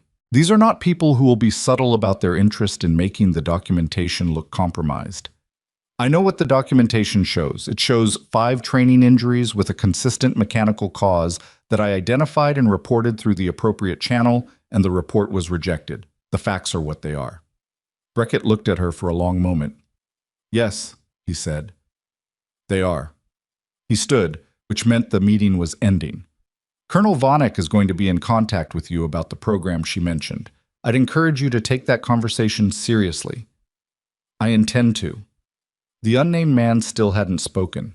As she stood to leave, she looked at him directly for the first time. The direct look that said, "I see you doing what you're doing." He returned it without expression, which was its own kind of answer. She left. The rest of the morning ran on the facility's ordinary clock. Patients, charts, medications, the managed chaos of a working trauma bay. She moved through it the way she always did, which was to say, she moved through it completely, because the work had never been a way of avoiding anything. It had always been the actual thing, the part of this life she'd chosen without reservation. At 11:30, Rourke found her. He was in the corridor outside the bay, not in uniform, which meant he was either off duty or between whatever process was currently consuming his professional life. He looked like he'd slept about as well as she had. He waited until she'd finished with the patient she was coming from before he approached, which she noted. "I submitted the statement," he said. "I heard. I want to say something and I need you to let me finish before you respond." She folded her arms. Not defensively. She was cold, and the corridor had a draft problem she'd mentioned to maintenance twice. "Go ahead. I've been running this program for 6 years and I've been good at it. The competition record is real. The fitness outcomes are real. I'm not walking any of that back." He looked at the floor and then back at her. "But I've been teaching people to win matches and calling it combat training, and that is not the same thing, and I knew that somewhere, and I chose not to know it, because the program was working by every metric I was measuring." He stopped. "You told me in about 90 seconds what I should have figured out in 6 years. She didn't say anything. "That's not comfortable," he said. "I don't know what to do with it except say it." "You already did something with it. You filed the statement. That's minimum accountability for 5 people getting hurt." "Yes, it is." She looked at him. "What do you want from me, Rourke?" He seemed to have trouble with that question. "I don't know. I think I want to understand what you know. Not for my ego. I'm past that, I think, or I'm trying to be. I want to understand it because I'm going to be standing in front of soldiers again at some point, and I don't want to be teaching them to lose." She thought about Vanek's program. She thought about what Decker had told her this morning. She thought about the unnamed man in Beckett's conference room and the office that had flagged her record and the friction Beckett had warned about. She thought about the soldier on the range with the fluctuating GCS and the update she'd gotten this morning that he was going to be okay. "Come find me when the review is done," she said. "We'll have a different conversation then." He nodded. It wasn't satisfied, but it was honest. He left. The afternoon brought 2 new admissions and a situation in Bay 4 that required her full attention for 40 minutes. A post-surgical patient whose blood pressure had been making inconsistent decisions since morning and who finally resolved towards stability at 15:10, which was not a moment too soon for anyone involved. She wrote the notes, updated the chart, briefed the evening physician on the watch items, and was at the nurse's station at 16:20 organizing the handoff when her phone buzzed. Not a call. A notification from the facility's internal security system, which she'd set to alert her about any access to her personnel file. She'd put that alert in place 3 days ago, quietly, through the facility's IT help desk, framed as a general privacy concern. Her file had been accessed at 16:18, not by Vanek's team, but she'd authorized that access explicitly, and those requests came with identifiers. This was a different access point. An administrative login from a terminal in the supply and logistics wing, which had nothing to do with personnel or medical records. She stared at the notification for 2 seconds. Then she went to find Dent. Dent was in the back office doing the kind of end-of-day documentation that never entirely ended. Mara closed the door, which made Dent look up. Someone accessed my personnel file 20 minutes ago from a terminal in supply and logistics, Mara said. That's not a normal access channel for personnel records. Dent's expression shifted through a sequence of reactions that settled on controlled alarm. Are you sure? I set a notification. I got the notification. That's a security violation. You need to report. I know. I'm telling you first because if I report it, and it moves through the standard channel, the person who did it gets warned by the timeline before anyone investigates. She looked at Dent steadily. Who has administrative access to multiple building systems under a single login? Dent was quiet for a moment. Facility support managers and contractors with multi-system clearance. Does Harwick have any active contractors with multi-system clearance right now? Something moved through Dent's expression. There was a vendor access granted last week. Building systems audit. I don't have the name in front of me, but can you find it? Dent turned to her terminal. She searched for approximately 90 seconds and then went very still. Mara came around the desk to see the screen. The vendor access had been granted 6 days ago. The company name on the access authorization was a facilities management firm whose name she didn't recognize, but the access request had been routed through the same administrative login she'd seen on her notification. She pulled out her phone and photographed the screen. Don't touch this file, she said. Don't change anything. Don't print it. Don't mention it to anyone except Colonel Vanek. Dent nodded once, tightly. Mara walked out of the office. She walked down the corridor toward the facility exit, her mind running the sequence. Decker's warning, the office he'd named, the friction Beckett had predicted, and now this. Someone had accessed her file. The same day she'd met with Beckett, the same day the review findings had been formalized. She pushed through the exit door into the evening air, cold and sharp, and smelling like rain coming in from the north. She had her phone in her hand and was pulling up Vanek's direct number when she became aware of someone standing near the corner of the building, near the staff parking pathway. She stopped. The man wasn't threatening in any visible way. He was standing in a posture that read as casual, hands in jacket pockets, facing slightly away from her. But he was standing in a place that had no good reason for a civilian to be standing, and he'd been there long enough that his shoes were showing the wet marks from the puddle beside the drainage grate. She looked at him for exactly 1 second. He turned his head and looked at her, and in the flat light coming off the facility's exterior fixtures, she saw that he was the unnamed man from Beckett's conference room this morning. He said quietly, "You should take the evening off, Ms. Solis. Go home. This review is going to wrap up the way it wraps up, and the best thing for everyone is for you to stop being the most visible person in it." She looked at him for a long moment. "Are you advising me," she said, "or warning me?" He held her gaze. "I'm asking you politely." The rain smell was getting stronger. Behind her, through the facility walls, the evening shift was starting. Monitors, voices, the sound of people doing the work. Her work. She thought about 9 years of doing things in the dark and coming home after and trying to build something that didn't require the dark. She thought about 3 soldiers in her bay with training injuries that hadn't had to happen. She thought about Decker saying visibility has a specific set of risks, and she thought about Beckett saying the facts are what they are. She looked at the unnamed man and said, with complete calm, "I'm going back inside to finish my shift." She turned and walked back through the door. She was 10 steps down the corridor when she heard footsteps behind her. Not the unnamed man's, different footsteps. Faster, someone who'd been coming from the direction of the administrative wing. She turned. It was Vanek's warrant officer, moving with the kind of controlled urgency that meant the thing he was about to say was time-sensitive. "Colonel Vanek needs you right now," he said. "Something came up in the review documentation." "What?" He glanced behind her at the door she'd just come through, checked the corridor in both directions, and lowered his voice. "The contractor that supplied Rourke's curriculum. We've been pulling their contract records. There are payments in those records that go to a shell company, and the shell company has one registered address." He stopped. "The address is this facility." The corridor hummed around her. Somewhere down the hall, a monitor beeped 3 times and settled. "Show me," she said. The warrant officer's name was Tallis, and he moved through the administrative wing with the specific efficiency of someone who understood that time was a resource being spent whether you were spending it carefully or not. Vanek had taken over a larger conference room than the one she'd used for the initial interviews.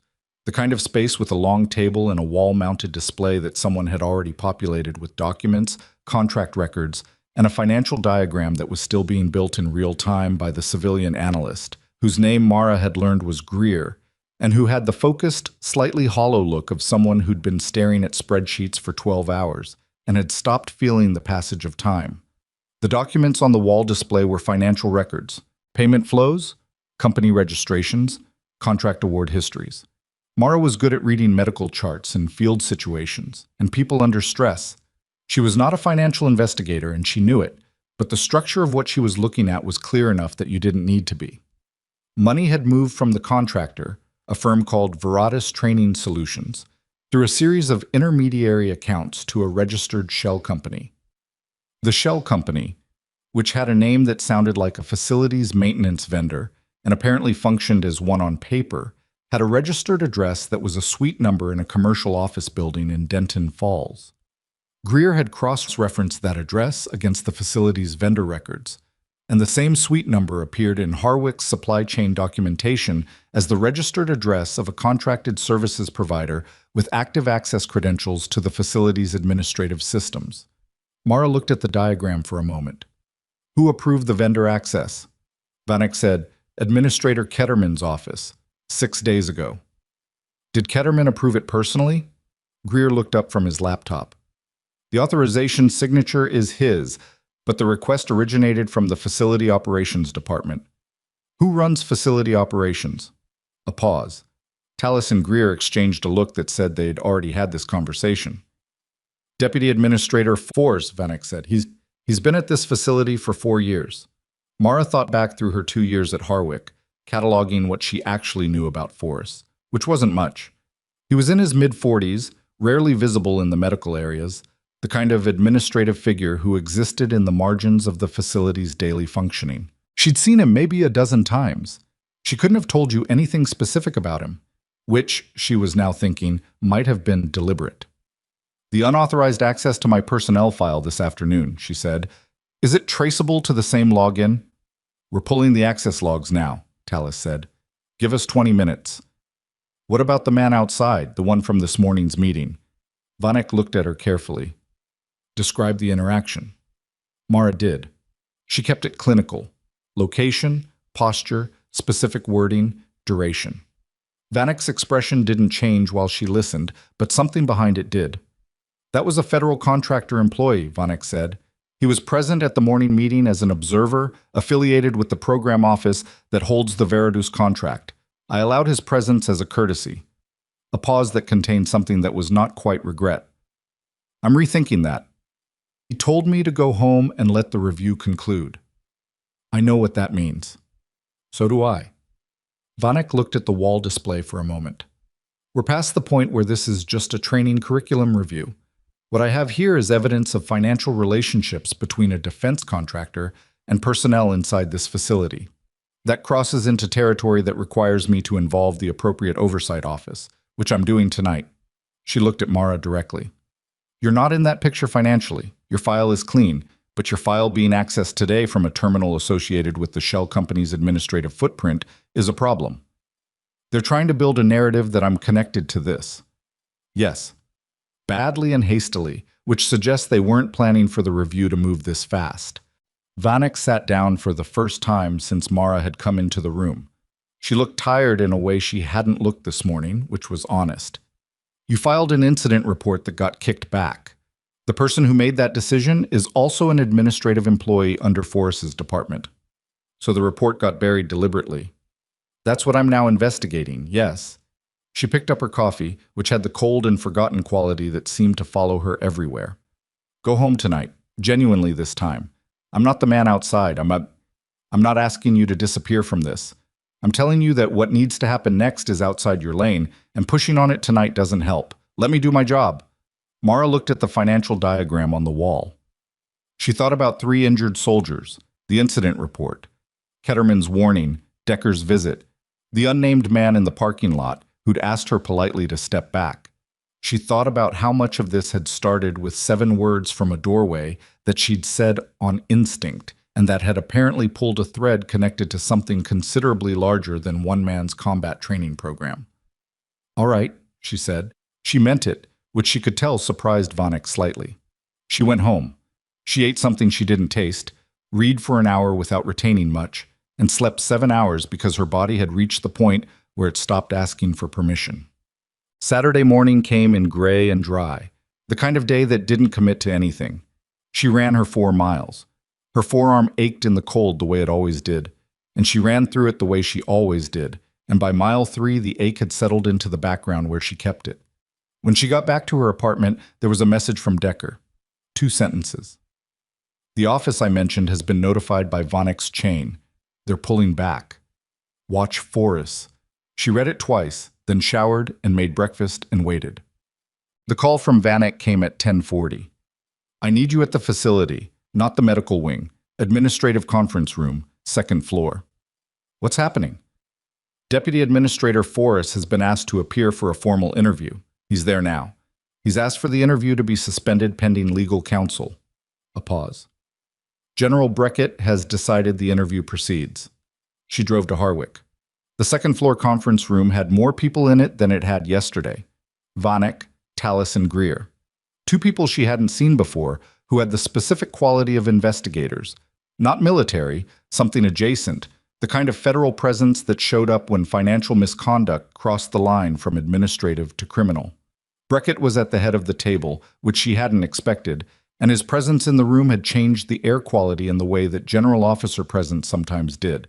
Not through intimidation exactly, but through the simple weight of authority that didn't need to announce itself. Fariz was at the side of the table. She'd seen him maybe a dozen times in 2 years, and each time he'd been unremarkable in the specific way of people who'd cultivated unremarkability as a professional strategy. He was average height, average build, the kind of face that hotel security cameras captured and then lost again. Right now he was sitting with the particular stillness of a man who was trying to look calm and was working harder at it than calm actually required. Mara took a seat along the wall, not at the table. She was not the one conducting this. Breckett looked at Forrest. Deputy Administrator, we've been going through the Veratus contract documentation and the vendor access records from your department. I want to give you an opportunity to explain what we're looking at before I draw my own conclusions. Forrest said carefully, I've asked for the opportunity to consult with legal counsel before. You'll have that opportunity after this conversation. Right now I'm asking you a question as the commanding officer of this installation, and you are a civilian employee of a facility under my command. Breckett's voice was completely level. I'm not your adversary this morning, but I'm going to become one if you make me find all of this out the hard way. Forrest looked at the table. Something moved through his expression, a calculation, the kind that happened when a person was running the actual numbers on their situation and finding them worse than they'd hoped. The vendor relationship was approved through standard channels, he said. Administrator Ketterman signed the authorization. Administrator Ketterman signed a request that came from your department. That's not the same thing. Vanek's voice was matter of fact. We've spoken to Ketterman this morning.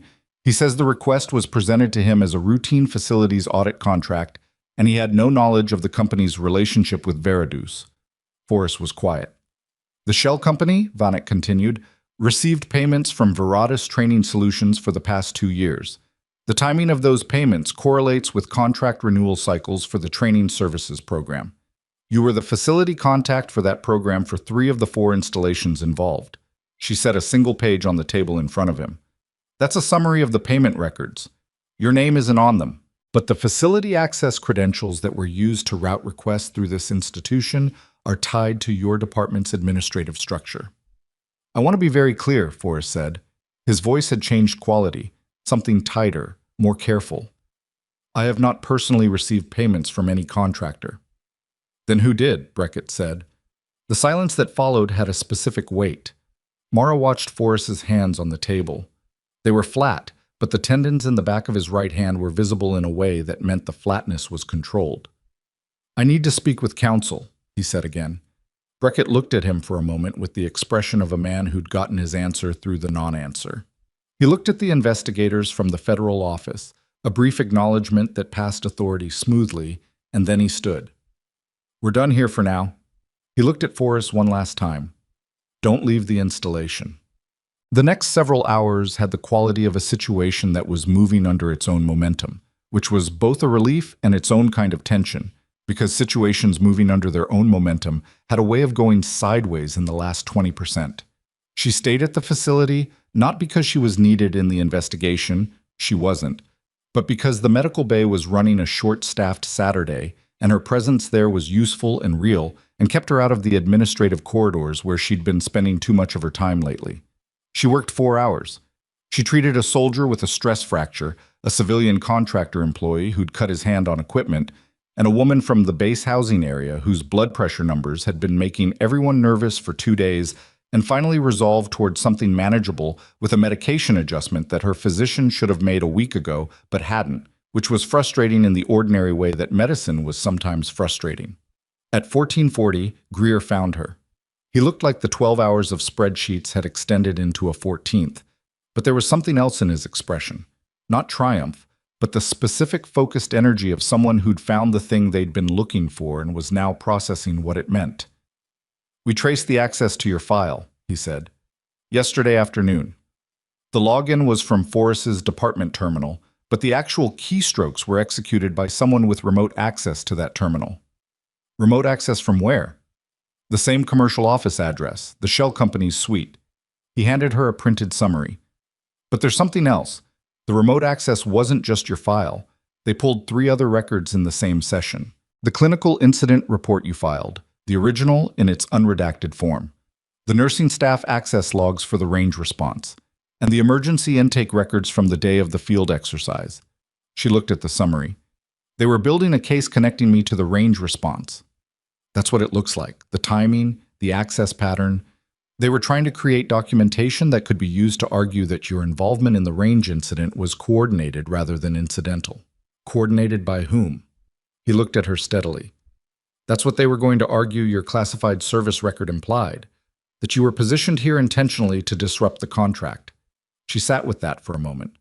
The thing about a frame was that it didn't need to be airtight. It just needed to be loud enough and persistent enough to create confusion in the space where clarity should have been. She'd seen that used before, in different contexts, against people with far less ability to push back. "Can you document the remote access chain?" "Already done. It's in the report going to the federal investigators this afternoon." She handed the summary back to him. "Good." He started to leave, then turned back. "For what it's worth, the incident report you filed. The initial one that got buried. It was routed to the medical director through the standard channel, and the medical director flagged it to Forrest's office before the official rejection response was drafted." He paused. Forrest's office issued a response that the medical director then signed. The medical director thought he was approving routine language. She looked at him. "He didn't know what he was signing off on," Greer said. "That distinction matters, legally. It also means Forrest knew about the report within 24 hours of my filing it." Yes, she thought about the timeline. The report, the rejection, the meeting with Ketterman, the formal complaint from Rourke. All of it had happened in the same 10-day window. She thought about whether Rourke had known what Forrest was doing, whether his complaint had been coordinated or genuinely autonomous, and decided it had been genuine. Rourke's complaint had the texture of a man defending his territory, not a man running a play someone else had written. "The man from the federal contractor office," she said. "The one from Brackett's meeting. The one outside. He's been contacted by the oversight office. He's cooperating." Greer's tone said something about what that meant in practice. She nodded. Greer left. She went back to her patients. The formal interview with Forrest resumed late Sunday morning, this time with legal counsel present, which slowed things down considerably and also confirmed that the situation had moved decisively from administrative to legal. Mara was not in the room for any of it. She was working her Sunday shift, which was exactly where she was supposed to be. What she knew, pieced together from Vonek's brief check-in at 1300 and Talas's somewhat less brief version of the same information an hour later, was this. Forrest had not personally received payments. The money had moved to a person he was protecting, a detail she didn't have yet.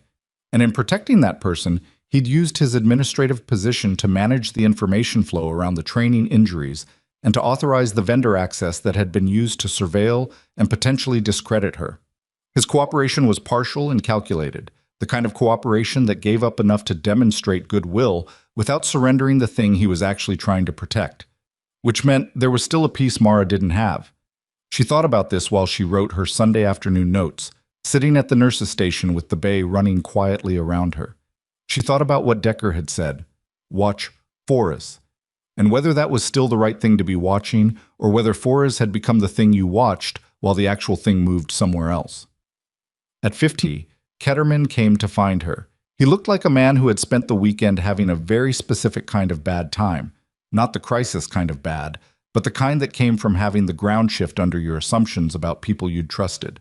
He sat down in the chair beside the nurse's station, which was not his usual mode of operation, and he looked at his hands for a moment. I signed the vendor authorization, he said. I should have read it more carefully. I should have asked more questions. Yes, she said. He looked up at her. He seemed to have expected something softer. That's it? You made a mistake. You didn't know you were making it, but the outcome was the same. The relevant question is what you do now. I've given a full statement. Every communication I had with Forrest's department regarding that authorization, every conversation I can recall. He paused. I also gave a statement about the incident report review. I told them I was told by Forrest that the report had been reviewed and found insufficient under established thresholds. I took that at face value. You had no reason not to. That's not exculpatory. No. But it's honest, and honest is what the situation needs right now. He was quiet for a moment. Then, when I met with you after Rourke's complaint, I told you to stay off the training floor. I told you it needed to be resolved quietly. You were managing an administrative problem. I was managing the wrong thing. He exhaled slowly. I want you to know that whatever I said in that meeting, I've told Vanek's team that your conduct throughout this has been correct. She looked at him. He meant it, she thought. Not as a strategy, not as positioning, just as the thing a person said when they'd been sitting with something uncomfortable long enough that the discomfort had clarified into something else. I know, she said. He nodded, stood, and left. She went back to her notes. Monday arrived with the particular quality of a day that had been waiting. She came in at 5:45 as always, got her coffee as always, and found, at her place at the nurse's station, a single folded note from Vanek that had been left sometime overnight. Forrest's attorney confirmed additional party this morning. Need you in the room at 0900. She read it, drank her coffee, and began her shift. The additional party, as it turned out, was not someone inside the facility. The 0900 meeting was in the large conference room again, and this time there were more federal investigators, and Breckett and Vanek, and the kind of institutional gravity that meant everyone in the room was being careful with their words. Mara sat where she'd sat before, against the wall, not at the table. The additional party that Forrest's attorney had confirmed was a senior program manager at Veritas Training Solutions named Hartwell. She knew that name within about 3 seconds of hearing it, not because she'd met him, but because Greer's financial diagram had his name at the top of one of the payment chains, which she'd read carefully and retained in the way she retained things that mattered. Hartwell had authorized payments to an account that, once the shell company layer was removed, connected to a personal account in the name of someone Mara did not know. But that name, and she caught it in the half-second before the investigators moved on to the next document, was the name of a senior non-commissioned officer in the Installations Training Operations Department. Not Rourke. Someone above Rourke. The chain hadn't been Veritas to Shell Company to Forrest. It had been Veritas to Shell Company to a uniformed NCO who controlled the training evaluation process that Rourke's program reported into, which meant that the positive evaluations Rourke's program had received, the evaluations that had gotten it endorsed by Breckett and expanded to multiple installations, had been generated by someone who was being paid by the contractor whose curriculum was being evaluated. The room was very quiet. Breckett's face had gone through something while the investigator walked through this. Not rage exactly, but the specific cold quality of a man who had publicly endorsed something because he trusted the process, and who was now understanding that the process had been compromised at a point he'd never thought to check. I want to be clear about what I'm hearing, Breckett said. A uniformed NCO in my training operations department received payments from the contractor whose curriculum he was responsible for evaluating. That's what the financial records show, the investigator said. And the favorable evaluations for the Veritas program were generated by that NCO's department, yes. Breckett was quiet for a moment, the kind of quiet that had weight. He looked at Vanek. How many installations? The same curriculum ran at 4 installations. All 4 had their evaluation reports generated through the same department. And the injuries at those installations? Vanek looked at Greer. Greer opened a file. 31 training-related injuries across 4 installations over the past 18 months, 17 of which show injury patterns consistent with the mechanical failures identified in Ms. Solis's clinical documentation. 31. Mara had counted 5. She'd known her number was local. She hadn't done the math on the broader picture. Beckett looked at her for the first time since she'd come in. Something in his expression said he was doing the same math. You filed a report, he said, 3 weeks ago. That report was buried. Yes. If it had been acted on. 17 of 31 is the number across 4 installations. I can't give you a specific counterfactual. She paused. But yes. The room absorbed that. The investigators kept moving. More documents, more financial chains, the methodical construction of a case that was going to take far longer than any of this to fully resolve. She sat and watched and listened and let the process be what it was. At 10:45, Vanek called a break. People moved toward the door. Mara stood to follow. Miss Solis? Beckett's voice. She turned. He was still at the table, alone now, the room emptied around him. He looked older than he had an hour ago, which happened sometimes when a person absorbed the specific kind of information that required them to revise their understanding of something they'd trusted. The program I endorsed, he said. The expansion of Rourke's curriculum. I approved that personally. I know. I approved it because the evaluation reports were positive and the methodology looked sound to me. He looked at the table. I'm not asking for absolution. I'm telling you I missed it. Yes, she said. You did. He looked up at her. Again, he seemed to have expected something different. That's not a condemnation, she said. The system that should have caught it didn't. Some of that was deliberate obstruction, and some of it was the ordinary failure of institutional oversight. You're dealing with both. She paused. What you do now is what matters. He was quiet. Then, Vanek's program, the one she spoke to you about, I want you to know that I support it. I appreciate that. I'm also going to need someone to help me rebuild the training evaluation process at this installation in a way that doesn't depend on a single chain that can be compromised. He looked at her steadily. Not a formal request. A conversation I want to have when this is settled. She nodded once. She went back to work. The week that followed was both slower and faster than the one before it. Slower because the investigative process had its own pace and rhythm, and none of it required her direct participation. Faster because the medical bay didn't pause for institutional upheaval, and there were patients and charts and decisions, and the constant real-time demand of the work. She heard pieces. Hartwell at Veratus had retained counsel and was cooperating in exchange for considerations she wasn't privy to. The uniformed NCO, his name was Sergeant First Class Delvin, and she still didn't know him beyond this context, had been removed from his position pending investigation.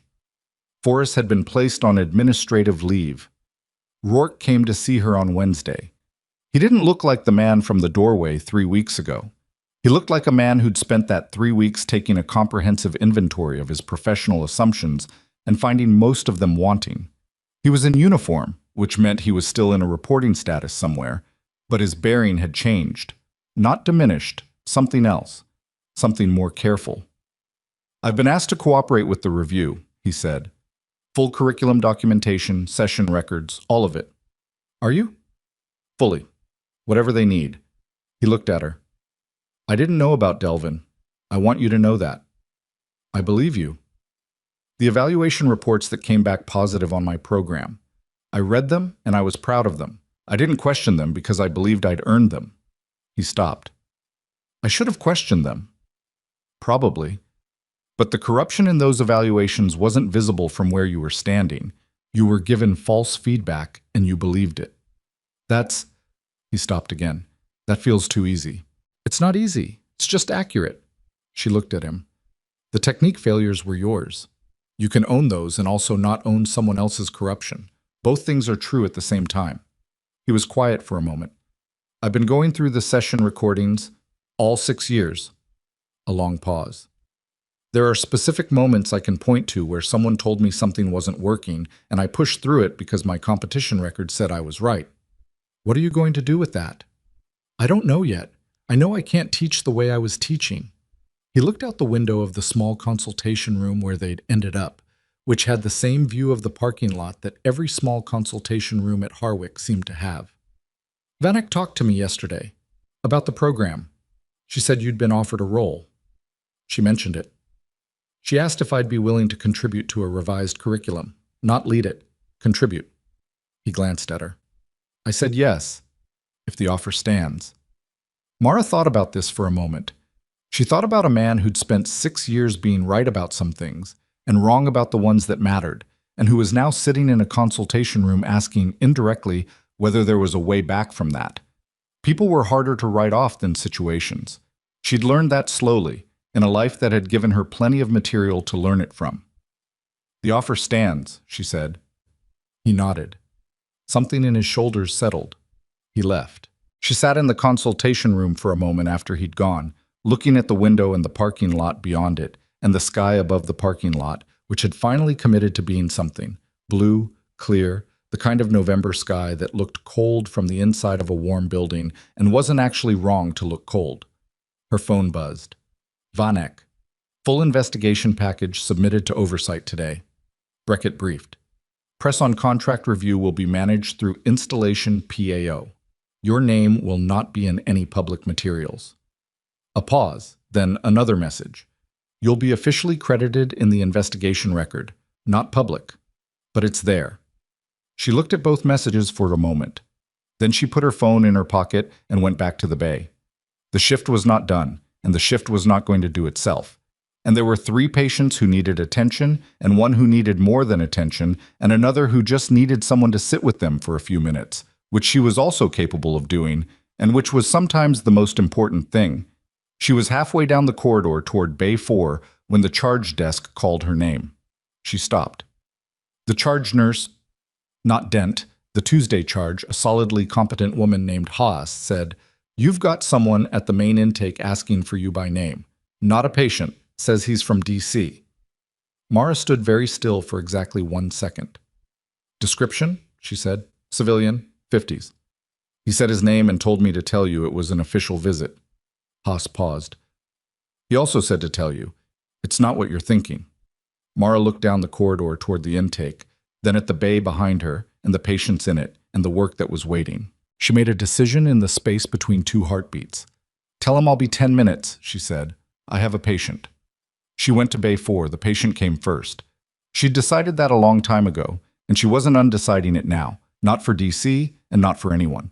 But she was very aware as she moved through the next 10 minutes of what an official visit from that direction meant, and what it didn't mean, and how different those 2 things were, and how the difference was going to define what happened next in a way she couldn't yet fully see. She finished with her patient. She checked the notes. She stood at the bay door for 1 breath. Then she walked toward intake. The man waiting for her was not Decker.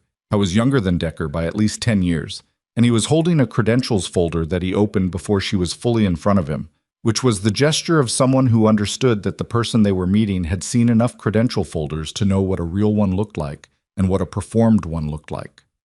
This one was real. She read the agency identifier and felt something shift in the room, the air, the specific weight of the situation. Because the agency on that credential was not the one Decker had named last week, was not the one that had flagged her record, was not any of the institutional machinery she'd been navigating for the past 3 weeks. It was something older, something she hadn't seen the inside of in 5 years. Ms. Solis, the man said. His voice was careful. We need to talk about a situation that your presence at this facility has made visible.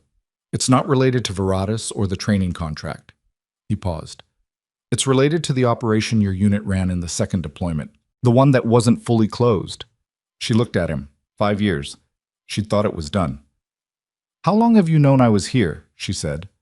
Longer than you'd be comfortable with, he said. But that's not the urgent part. What's the urgent part? He looked at her with the particular expression of someone about to say a thing that was going to require the person hearing it to make a decision they weren't prepared for. Someone from that operation is in Denton Falls, he said. And they came here because of you. His name was Caldwell, and he gave her that much without being asked, which meant he understood that she wasn't going to move until she had at least that.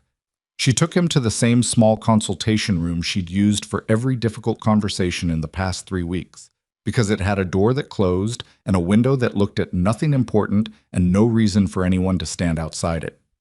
She sat across from him and folded her hands on the table and waited. "The second deployment," he said. "Your unit was supporting a task force operation in a mountainous region, extraction of a target who had intelligence value. The operation went sideways on exfiltration, and your unit made decisions under contact that weren't fully documented in the after-action record." "I know what happened," she said. "I was there." "Then you know that one of the local assets who assisted the extraction was left behind when the exfil window closed. Not by choice.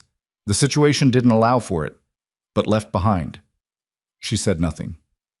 "That asset survived," Caldwell said. "Spent 2 years in a very bad situation as a result of being connected to that operation, and then spent 3 more years trying to locate the people from the unit. Not for retribution.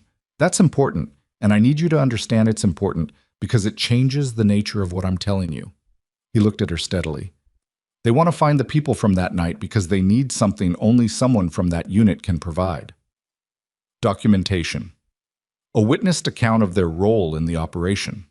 Something that establishes their identity and cooperation in a way that lets them access a resettlement process that's been stalled for 5 years because the paperwork from that night doesn't exist." Mara looked at him for a long moment. "They need a statement from someone who was there," she said.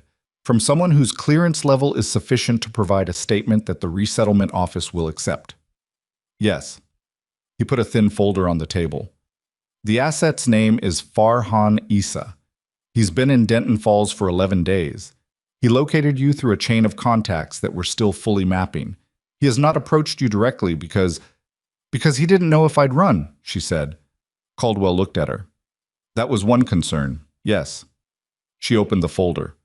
The photograph inside showed a man she recognized immediately, in the specific way you recognize someone you'd last seen in the dark under extreme circumstances. The face was older, worn in ways that the years in between could account for, but the eyes were the same. She remembered those eyes specifically because he'd been the one holding a light while she worked on a wounded team member during the exfiltration delay, steady and focused, while everything around them was the opposite of steady and focused. She closed the folder. "Where is he?" she said. "We can arrange—" "I'm not asking you to arrange anything. I'm asking where he is." Caldwell studied her for a moment. "There's a process.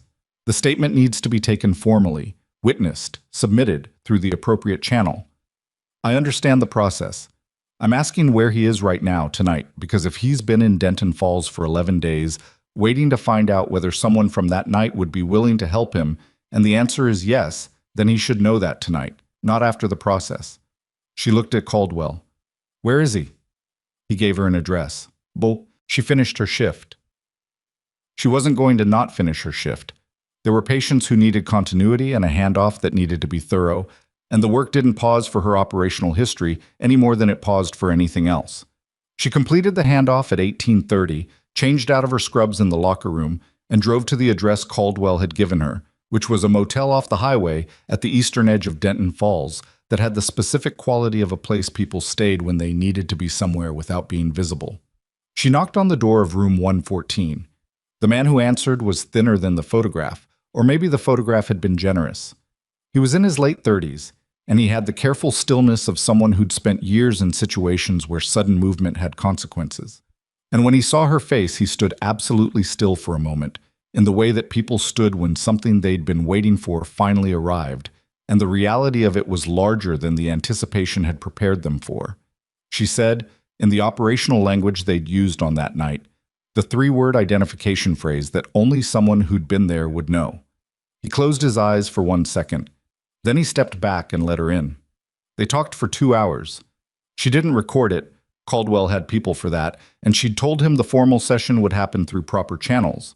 But she listened to what Issa told her about the 5 years, the resettlement process, the documentation that didn't exist because the operation that connected him to American forces had never been properly closed. He told it without self-pity, which was harder than it sounded when the story involved 2 years of circumstances that warranted considerable self-pity.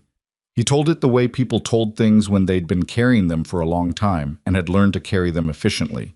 When he finished, she said, "I'll provide the statement.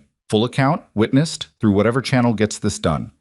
He looked at her with the expression of a man checking whether what he'd heard was what had actually been said. "It should have been done 5 years ago," she said. "The operation wasn't clean on our end. You paid for that. You didn't choose. The window closed because of a decision made under contact. That decision was the right call for the team. It was still a cost to you." She met his eyes. "I can't undo it. I can do this." He nodded slowly. She left the motel at 2100 and sat in her car in the parking lot for a few minutes. The night was cold and clear, and the highway noise came in faintly and steadily. The sound of a city that was still running on its ordinary clock while she sat here with 9 years of a former life that had, in the space of 3 weeks, found her in a place she'd chosen specifically because it was supposed to be ordinary. She thought about the question she'd asked herself the night after Decker's visit. Whether the life she'd built here was something she'd chosen or something she'd hidden in.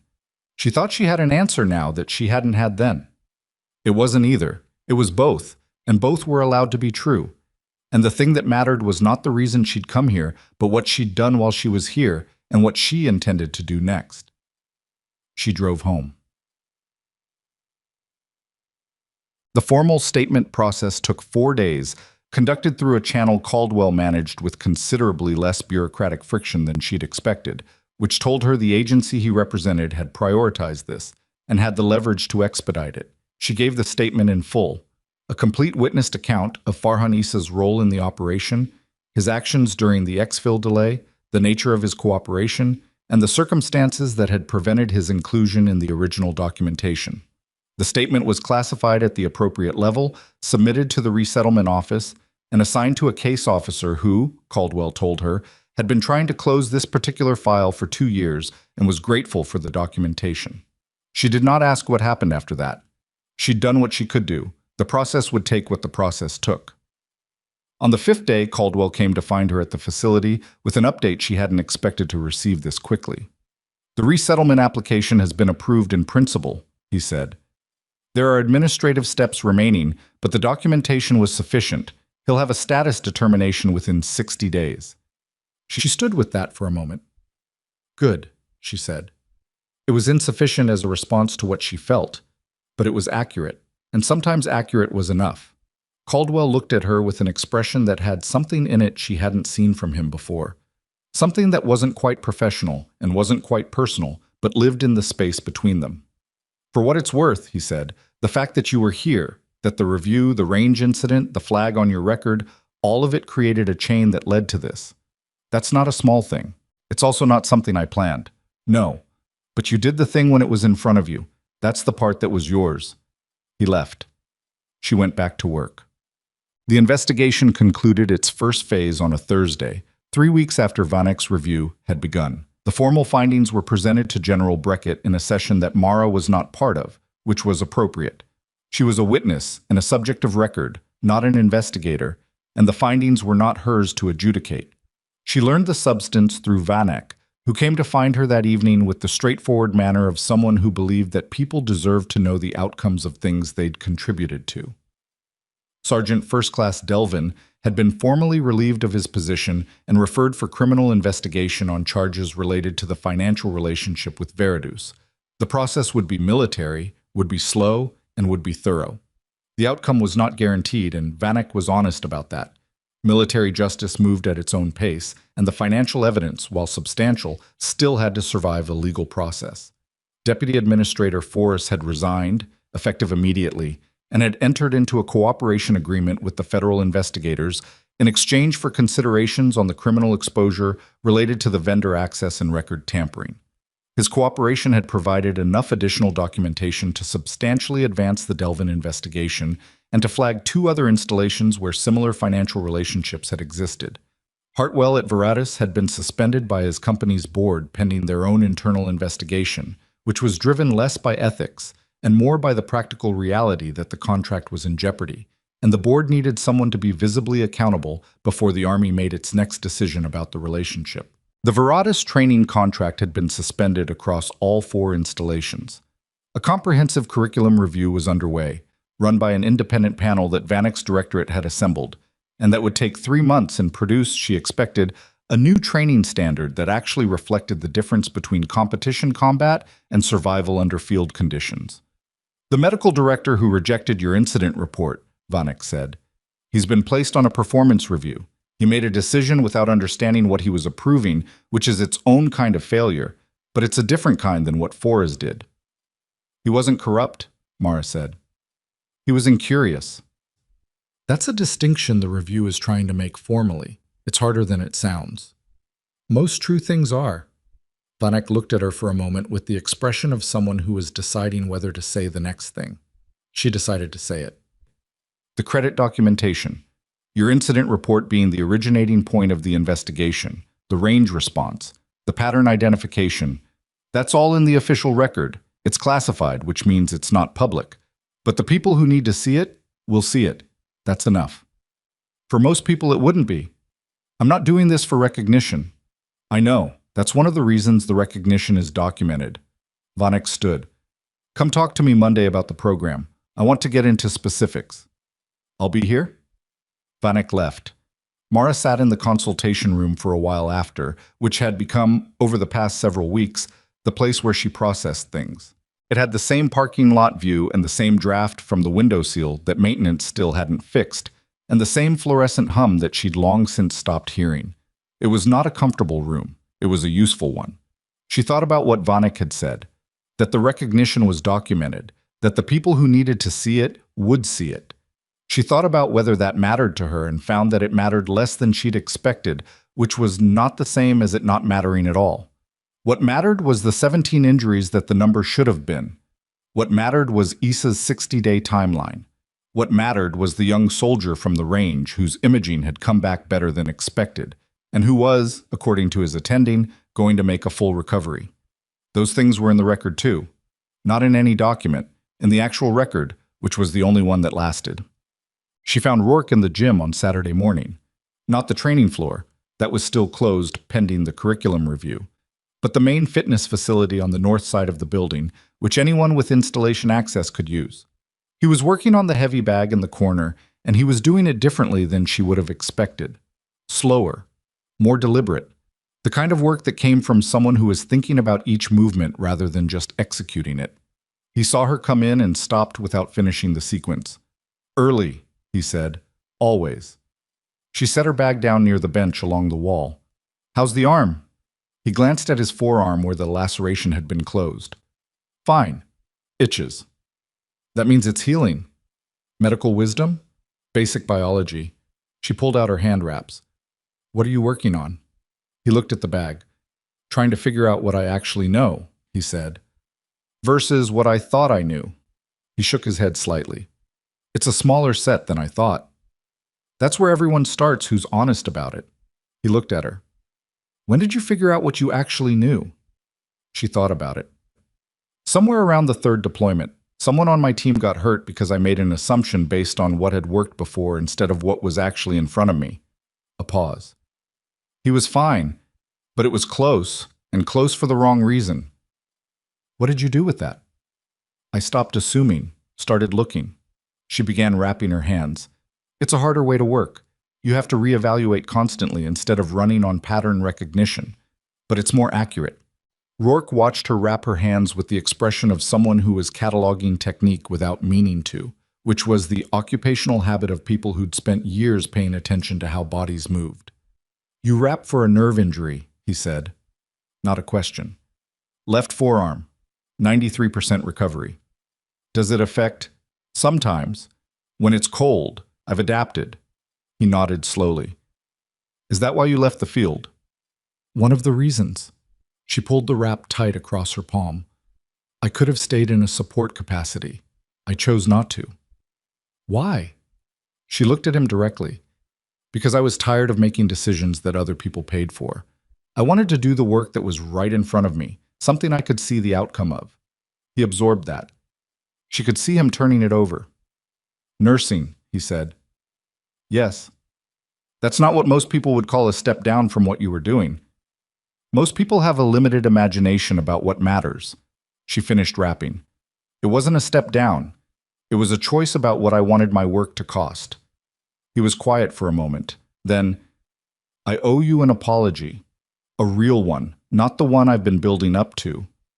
For the doorway. For the complaint.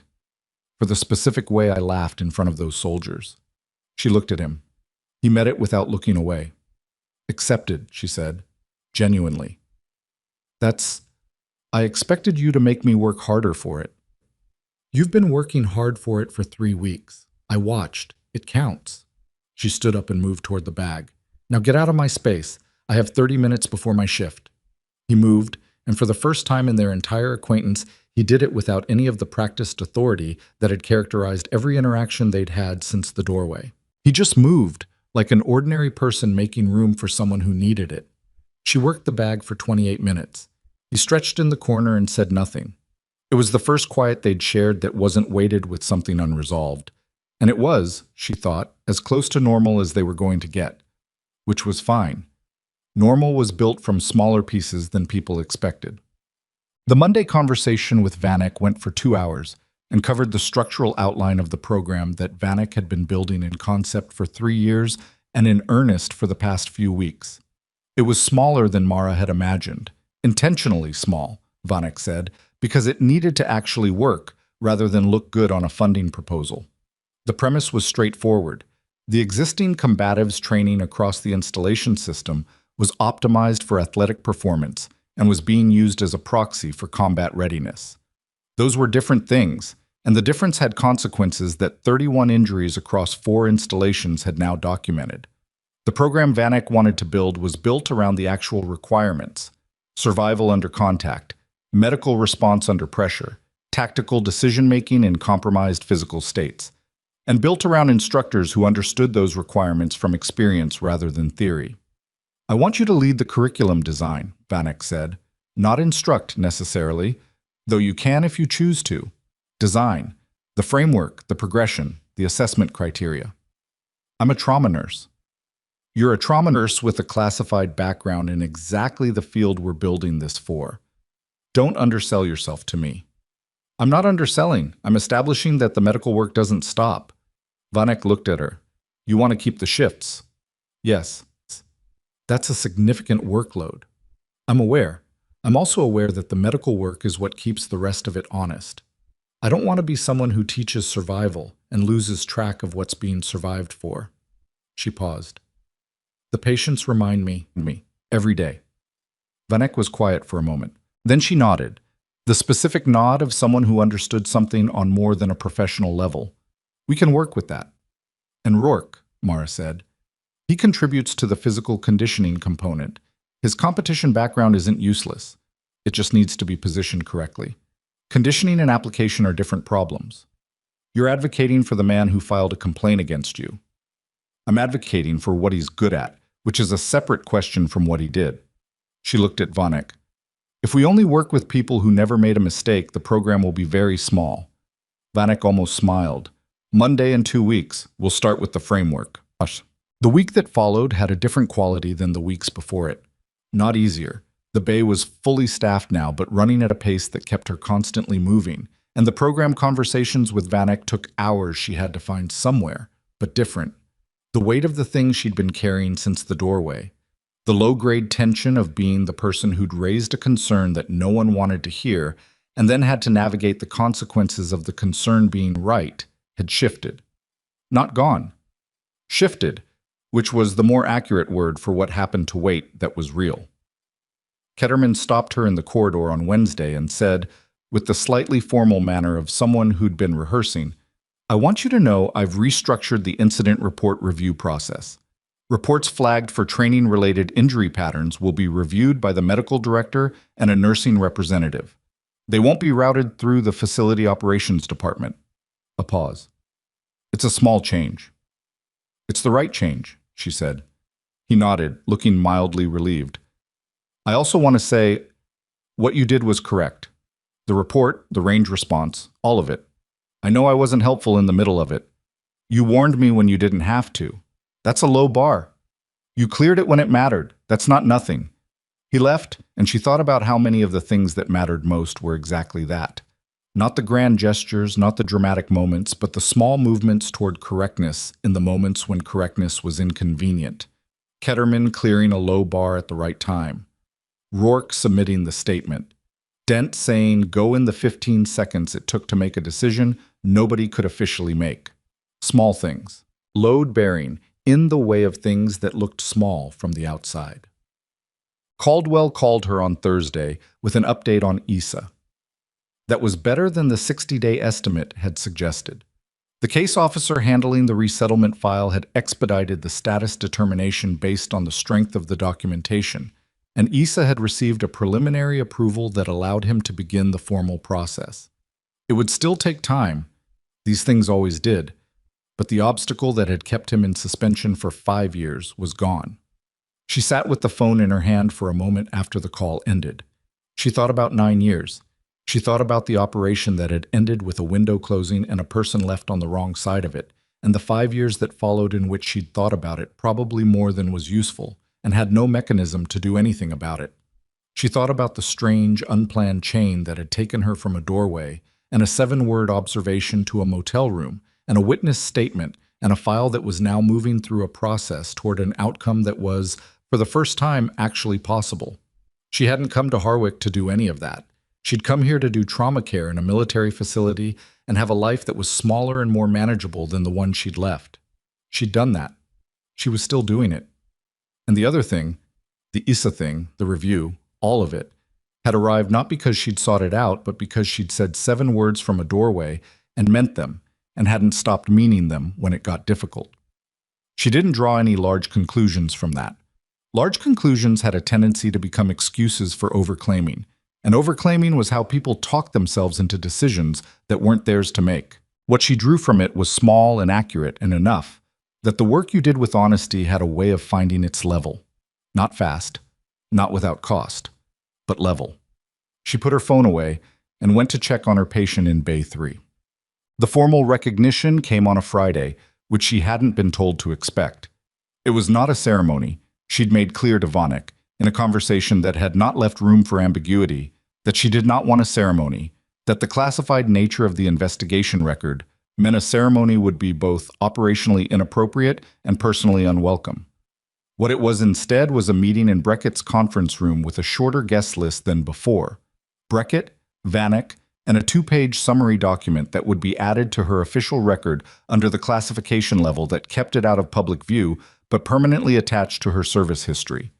Breckett read the summary aloud, which she hadn't expected. Not the whole thing, the formal language, the findings, the attribution. He read it in the plain voice of a man who believed that things said aloud had a different weight than things left on paper. And she sat across from him and listened and felt the specific, complicated experience of being accurately seen by a process that had, at several points along the way, been working hard not to see her. When he finished, he put the document down and looked at her. "I made a mistake," he said, "publicly endorsing a program whose evaluation had been compromised. I missed it because the system I trusted to catch it had been corrupted in a place I didn't look." He paused. "I'm not going to stand here and tell you my oversight failure is balanced by what you did. It isn't. The accounting doesn't work that way." She looked at him. "No, it doesn't. What I can tell you is that the people who were hurt because the report didn't get the review it deserved, I'm not forgetting that. The investigation record doesn't forget it. The process we're building doesn't forget it." He looked at her steadily. "The first person to say it clearly, in a hallway she wasn't supposed to be in, was you. That matters. And I want you to hear me say it directly." She held his gaze. "I hear you." The recognition was not applause, not a medal, not anything that would look like anything to anyone who wasn't in the room. It was a general officer saying, "I see what you did and I'm saying it out loud," which was, she found, precisely enough. Not more than enough. Precisely enough. Vanek walked out with her afterward. "How do you feel?" Vanek said, which was not a question she usually asked. Mara considered it honestly. "Tired and ready, both at the same time." "Usually," Vanek nodded. "Monday, 2 weeks. I'll have the space reserved." She drove home after her shift that evening through the familiar route, the highway, the off-ramp, the 2 miles of residential street that ended at her building. The temperature had dropped again. Her forearm made its predictable complaint, and she let it, because the complaint was also proof of healing, even the kind that stopped at 93%, even the kind that would never be entirely silent. She made dinner. She ate it at the table with the lights on, which was different from a month ago when she'd sat in the dark with a phone that had just told her something that upended a life she'd built carefully. The life was still standing. It had been through some things, and it was still standing, which was the only criterion that actually mattered. She thought about the next morning. 4 miles. Cold enough that she'd need the heavier jacket, the ache that would ease by mile 2 if she was patient with it. The particular quality of early morning on a military installation, when the day was still organizing itself, and the light came in at an angle that made everything look temporarily clean. She thought about Isa in a motel room in Denton Falls with a file moving toward an outcome. She thought about a 23-year-old specialist whose shoulder had been repaired and who was somewhere in recovery doing the slow, frustrating work of getting a joint back to function. She thought about the soldiers in Rourke's class who'd watched her say 7 words from a doorway and had been, most of them, laughing 30 seconds later, and who were now going to be trained differently because of the chain that had started from that. She thought about the difference between the strongest person in a room and the most dangerous one, which she'd known for a long time was not the same person, and about how institutions spent enormous energy assuming otherwise and paid the cost of that assumption in the specific currency of the people they were supposed to protect.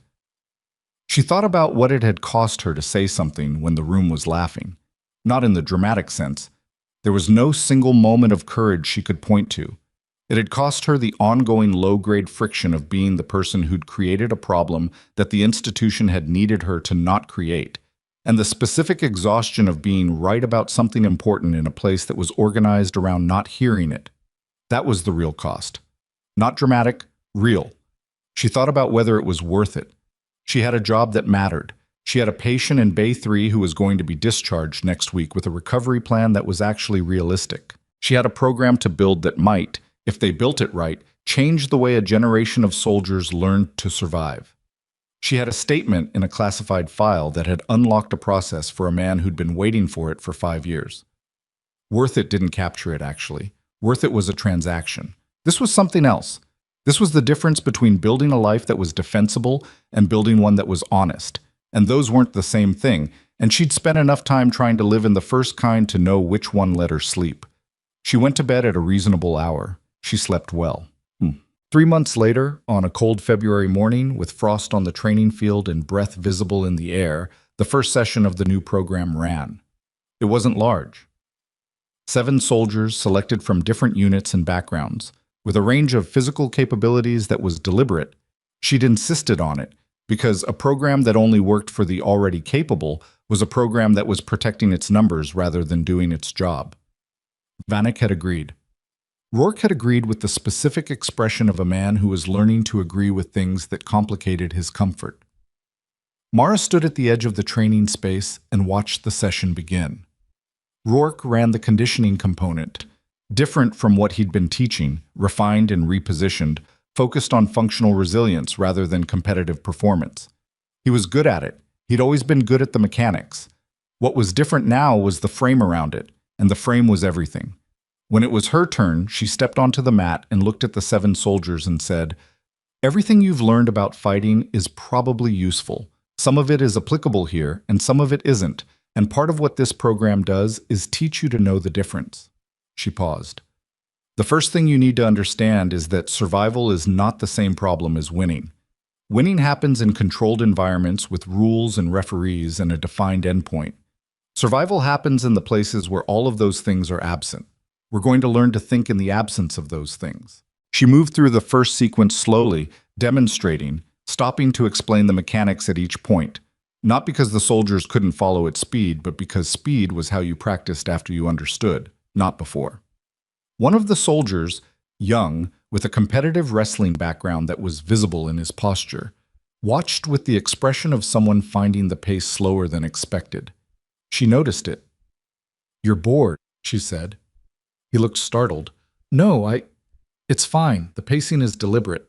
Tell me what you do differently." He hesitated, then described a technique, faster, more aggressive, leverage-based. It was solid. She nodded. That works in a two-person, facing engagement, level surface, no secondary contact. She looked at the rest of the group. Give him a secondary. One of the other soldiers moved to the appropriate position. She looked at the wrestler. Now do it, she said. He tried. He got halfway through the sequence and had to abort to manage the secondary contact, which left him in a position he hadn't planned for. She didn't say anything. She let him work out what had happened. After a moment, he looked at her. I see it. Good. She moved the session forward. That's what we're here for. After the session, when the soldiers had dispersed and Rourke was putting away equipment with the methodical care he'd developed for a training space that was no longer his alone, she stood at the edge of the mat and felt the particular satisfaction that came from work that was both difficult and honest. Not triumph. Something more durable than triumph. The satisfaction of a thing being built correctly, from the right materials, for the right purpose. How was it? Rourke asked. First session, she said. Ask me in 6 weeks. He nodded, which was fair.